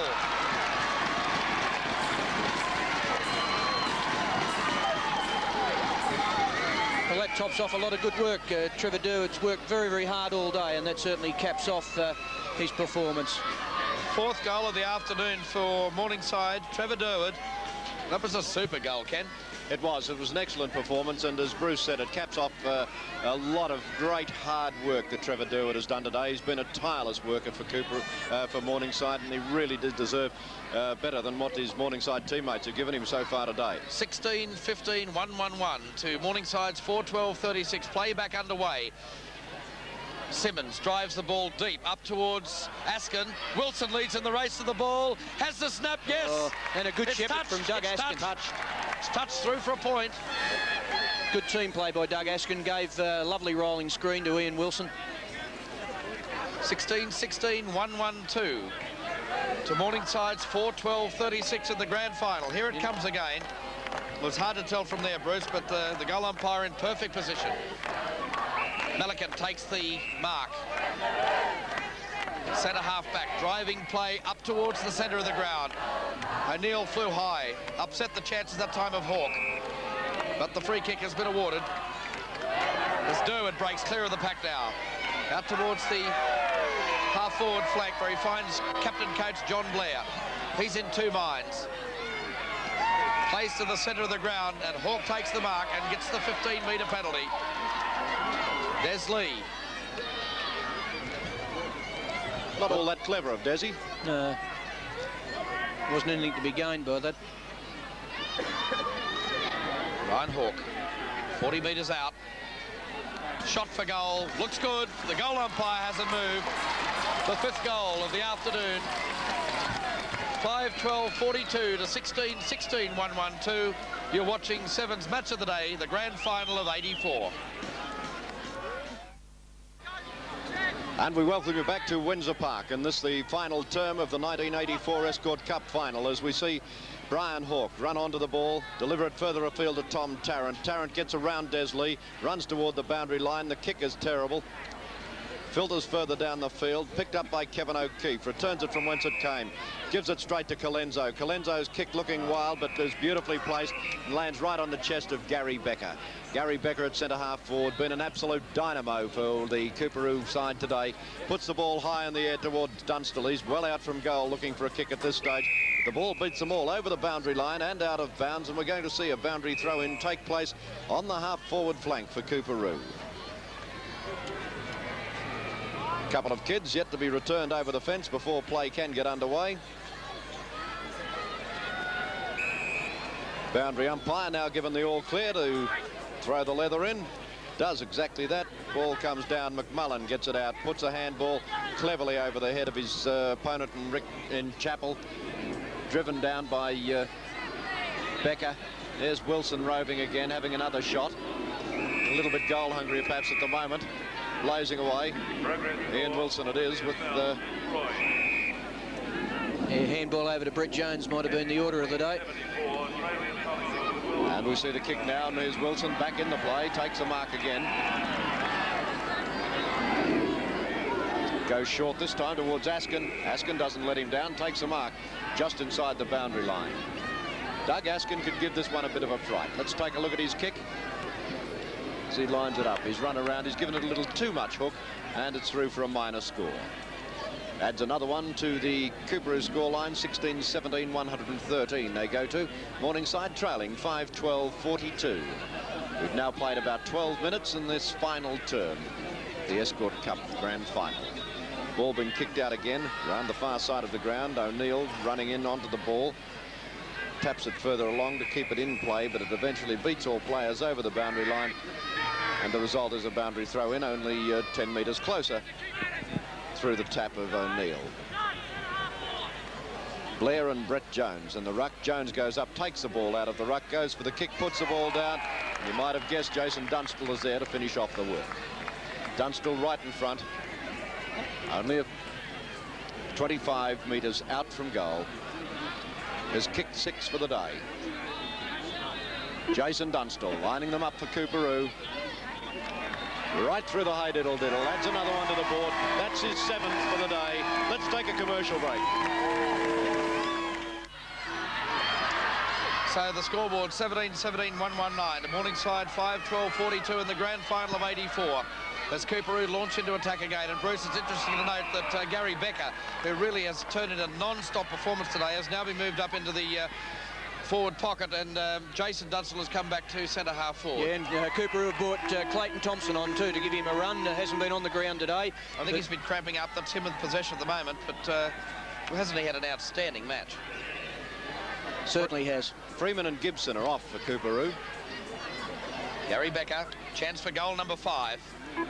Short stab, straight through. Dougie Aston supports it. The goal umpire says it's okay. 5th goal of the afternoon for Gary Becker. 18-17, 125 to 5-12-42. And the Coorparoo fans are obviously sensing that champagne, Bruce. And there'll be plenty of it consumed at the Coorparoo Clubhouse tonight and tomorrow and perhaps Tuesday. Jason Dunstall has a very interesting little piece of dressing right on the tip of his nose that I suggest is probably as a result of that ball that was kicked into his face by who was it? Doug Askin, earlier in the game. He didn't have a real good 10 minutes, actually. He got a face massage right on half-time and then came out and got the one straight in the mouth afterwards. Well, the ball has been bounced again to get things underway, and running onto the ball is Louis Cale. Cale goes for the handball across to Durwood. Durwood gathers it in cleverly, drives the ball down toward the goals. What's the call? It's only a point. When goals are desperately needed, if only to save a little bit of face for Morningside. However, we see the ball back now with Stephen O'Keefe, who's done a pretty good job at full-back too today, I might add. But then again, hasn't everybody done a good job in this Coorparoo lineup? There's Derek Delaney. He's back on the ground. Gets the ball across toward Miller. The ball eludes everybody. Colenso and Barwick. Barwick, the quicker of them, runs through the entire pack. Actually takes the ball, gets it across to Jeff Hann. Jeff Hann puts the ball up to Norm Reeves. Reeves gives it back to Stephen Russ. Russ has to get a hurried one over to Hann. Hann has run right up the ground, taken the ball, puts it up towards Blair. Kevin O'Keefe chips in, puts a handball across to Pendrick. Pendrick called on by his teammates, runs further afield, puts it down. Stephen Russ unable to take it. Wilson scoops it out cleverly, comes back, gets onto the ball, drives it down, puts it up for Butch Jones. Cops one a little high, not seen. Given to Tommy Tarrant. Tarrant not sure where to go with the ball, puts it back toward Russ. Russ comes in, runs through the pack, drops the ball to his boot, drives it up toward Blair, takes a strong mark behind Greg Page. Blair bounces off him as he customarily does, takes a dive to the ground trying to get away with a free kick, not seen by the umpire. Page comes back, puts the ball up to Pendrick. The ball spinning madly, didn't give Pendrick any chance of capturing it, but he's come back and tackled Norman beautifully. Then coming through is Simmons. Simmons with the ball, puts it back for Wilson. Wilson turns around, plays on immediately, gets his kick in. Butch Jones is there alone. Runs back, finds space, puts the ball out wide, looking for Dunstall or Dougie Askin, and he's found Askin.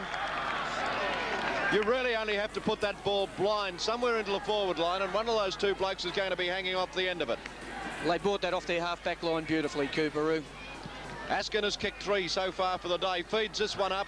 Goal umpire goes close. I think it's hit the post. 1 point. They've always had a player leading off their forward line to the back line players all day long, Coorparoo. Ball back now with David Mountcastle. Chips in with the short one to Stephen Russ. Russ unattended on the half-back line, puts the ball further afield, looking for Blair. Blair cleverly hits the player out of the way. Lets the ball go. He's in trouble, taking a dive towards the deck. Coming through Page, taps the ball on. Comes to Clayton Thompson. Thompson goes for the short pass, bounces into Wilson. Wilson puts it up over the top of Russ. Brendan McMullen in plenty of trouble. Pushed the... Not seen. The ball cleared by Jeff Hahn. Put up toward the centre of the ground again. Louis Cale running in onto the ball. Gathers it in eventually. Right in the centre of the ground. Turns around. Drops it onto the left boot. Puts it wide for Malcolm Bramley and Trevor Durwood. Durwood first to the ball. Runs onto it. Taps it out in front of him. Loses the run of the ball. The bounce doesn't suit. Goes over the top to Bramley. The handball comes back to Higgsy. Durwood puts it further forward. There's nobody at home up there. O'Neill gets to the ball just in time. Saves it. The only player within 30 metres. Takes his time. Puts a beautiful kick into Simmons. Simmons handballs away in front of him. Recovers. Reeves after him, not after the ball. Free kick given against Reeves. And 15 metres into the bargain. Simmons with the ball now. Takes the kick, puts it up around the wing. Butch Jones flies high in between McGarry Comes down to Russ. Russ playing well in this final term, but puts the ball across to Page. Page takes the mark. 15-metre penalty to be applied against Melican. Gives him the chance to settle down. Page sells the dummy. Well done. Comes inside, puts it across to McMullen. He's streaming down the centre of the ground. Tries evasive tactics. Doesn't get away on this occasion. Tommy Tarrant comes in. Caught with the ball. Puts it loose toward Barwick. Barwick can't gather it in. Wilson's in there as well. Coming in is Colenso. Colenso drops the ball to his boot, feeds it toward the goal square and puts it through for a minor. So it really has been an impressive performance today by Coorparoo. And there's the proud mother of the coach of the Coorparoo side, Laurie Pendrick's mum. And how do you think she'd feel at the moment? I reckon she's about 10 feet tall at the moment. And victory, she says. Good on you, Mrs. Pendrick. But for the other captain coach, Johnny Blair, it's been a very, very disappointing day for the Panthers. Desi Lee, the veteran defender in this Coorparoo side. Lindsay Barwick leads in the race to the ball. He's closed down by Delaney. Got the pass away to Burns.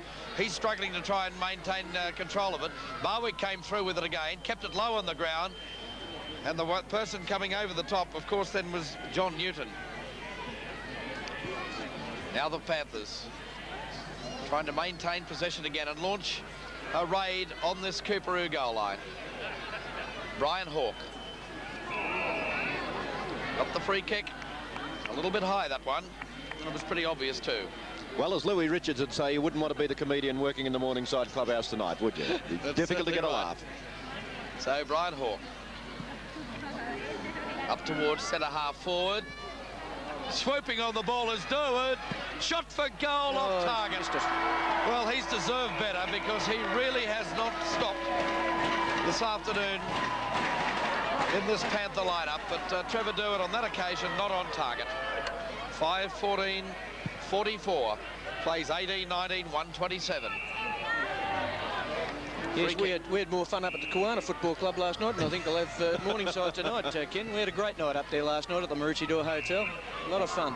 You've got to feel sorry for their supporters, their administration, and more particularly for the players and John Blair, the captain coach out there today, because they deserved the spot in this grand final. They did everything right in the earlier matches in the finals. They've worked very hard for the last 3 years too, David, and they deserve credit for that. They really do. In the elimination match at Lang Park in the Rugby League, Valleys defeated Redcliffe by 18 points to 16.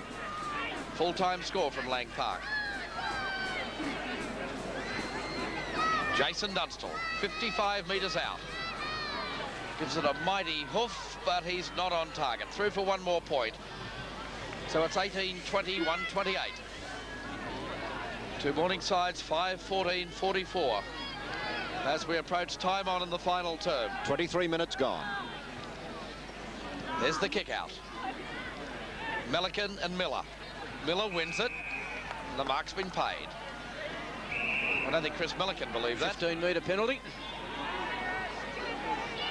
That'll give Big Les the opportunity to put one away. He's already done that on one occasion today. Yes, and he's missed a couple that he should have kicked too.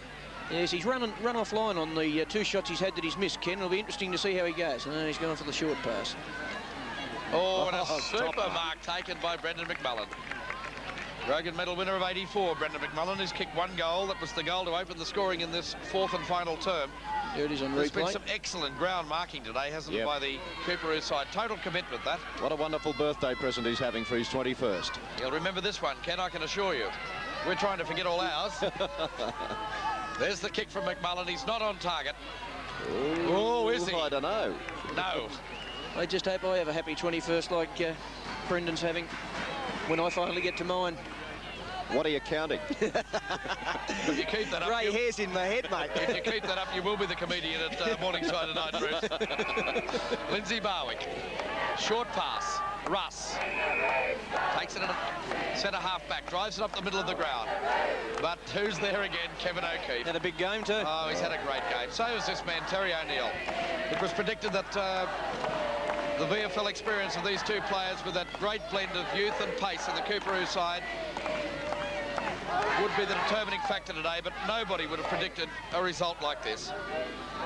I think we had one of those rare occasions this week where the entire panel agreed. All went for Coorparoo. But I don't think we would have predicted a result like this, Bruce. Yeah, our producer, John Ormsby, he went for Morningside. He's a good judge. You probably wonder why your microphone's not working for the rest of the day now. Does this pink slip mean I finish now? 18-21, 129. The scoreline, 5-14-44. As Coorparoo launch into attack again, Dunstall flies high, couldn't get it. Hand was thrown to the ground, gets the free kick from centre half-back. Drives it out towards the edge of the square. Melican. Played forward by McGarry. Page. He's had a great game today for Coorparoo as well. Colenso has only been on the field in this final term. Played into open space. Clayton Thompson tries to find Wilson. Back came across. Barwick is there as well. Near the boundary line, and that beats him over the line. The boundary throw in. Coorparoo haven't lost much pace for the day either, have they? No, they're still full of running. It hasn't been a cool day out there either, Ken. Great performance by the minor premiers. Dunstall goes up over the top. Tommy Tarrant swooped on it. There's the siren. Look for Laurie Pendrick. Colenso's the first man to get to him. He tried to pick him up. That's a brave effort in itself. You've got a feel for Morningside. They were never in this game today. Brendan McMullen, 21st birthday present, is the Escort Cup. Sevens big league scoreboard in the grand final of 84. Coorparoo 18-21, 129. Morningside 5-14-44. We'll be back for the presentation of the Escort Cup. Right after this break, you're watching Sevens big match of the day. For Laurie Pendrick. It's been a great performance by the Coorparoo captain coach. He's led by example right throughout the year. As I mentioned, he was the assistant coach when Coorparoo last appeared in a grand final in 1980. They were defeated at the Gabba by Kedron. But that sweet victory for Laurie Pendrick, and as we saw earlier, his mother was here to witness it this afternoon. I'm sure she's elated as well. Quarter by quarter, 45 points the difference. At quarter time, it was 71 points the difference at half-time. At three-quarter time, 15-14, 104 to 3-11-29. That's when we saw Morningside score their first major points of the afternoon. The final outcome, an 85-point victory by Coorparoo in the grand final for the Escort Cup. And Ken, it really has been a great all-round performance by the team that was the most consistent throughout 1984, finishing with the minor premiership. Yes, they've done everything through 1984, David. It's been one of those seasons that I suppose all clubs dream about. Just everything has gone right for them, and a great deal of it can be attributed to that man being hoisted shoulder high right now. Laurie Pendrick is probably one of the least heralded coaches in the QAFL competition. He's the only one not to have played VFL football at senior level, but he's been an outstanding footballer. He is a footballer. He lives the game. He breathes the game. His entire existence revolves around football. And I guess today he's enjoying the rewards for 18 years of hard work, and he really does deserve this victory. The Coorparoo administration have really gone about doing the job properly. Right from the start of the season, they've worked on this. On their very first game of the year, they handed out a fearful thrashing to Western Districts, and they've gone on and they've been a champion side right throughout the year. They won the premiership, and they've justly deserved it. It's been a great win for them, but one can't help but feel sorry for Morningside, sorry for the guys there that have put in so much over the last 3 years. They've been here 3 times, and they haven't knocked it off. You almost wonder whether it's a Queensland form of the Collywobbles that's got them, but they just can't get that elusive premiership. Well, some intelligent recruiting this year by Laurie Pendrick, Roos, that's come to fruition here today. We've seen young players like Ian Wilson, who came from Wagga. Also the VFL players that Coorparoo have picked up over the last 2 years, and O'Keefe and O'Neill. But the rewards are there today with that Escort Cup. Yeah, they've had a fine blending with the experience of O'Neill and O'Keefe. They've been able to build the side around those players. And, of course, the young players that they've had come up through their colts and right through their reserve grade. I think 17 of the players today came up through their juniors. And that speaks volumes for the amount of coaching that's gone into their juniors down at Coorparoo. It's been a long, tedious fight for them. They haven't won a flag since 1968, but they've done very, very well this year. Very intelligent recruiting. And, of course, Laurie Pendrick's done a wonderful job as coach. Well, we're about to get underway with the presentations of the Escort Cup, and also Mrs. Wynne Grant will be making a presentation on behalf of the Brisbane Discount Motor Mart to the man of the match this afternoon. A $200 cash award. Our thoughts up here, I think, pretty consistent as far as Gary Becker and Jason Dunstall, two players that figured very prominently. But now Harold Croxford, the Queensland manager of WD&HO Wills, will make the presentation of the Escort Cup to Laurie Pendrick. Morningside. They've played a great final series. They've had a great season, but unfortunately today they were just not good enough. And now on behalf of WD&HO Wills, the makers of Escort cigarettes, let me present the Escort Cup for 1984 to this year's premiers, Coorparoo. Laurie Pendrick, you've got to hold her up. Turn around. Give us half your cup. So every picture tells a story. Laurie Pendrick holds high in triumph the Escort Cup for 1984. They're the minor premiers and the major premiers, and the QAFL premiership flag will fly proudly at their clubhouse until the grand final of 1985. At this stage, I'd like to thank Ken Hose, Bruce Burgoyne and Andrew Ireland for their assistance during the commentary for 1984, to our statistician Brett Burgoyne, to our producer John Orsby and all the crew that have worked so hard to bring you Seven's Match of the Day right throughout the 1984 season. Congratulations to Coorparoo, commiserations to Morningside, as we bid you farewell from Windsor Park at Maine at the culmination of the 1984 QAFL season. Boys and sing to football true. Sing the song that we all know to the CFC on blues. We'll play the game together and we'll see the victory through, as out we go to win for the mighty Coorparoo. Hurrah, hurrah, to kill a kangaroo.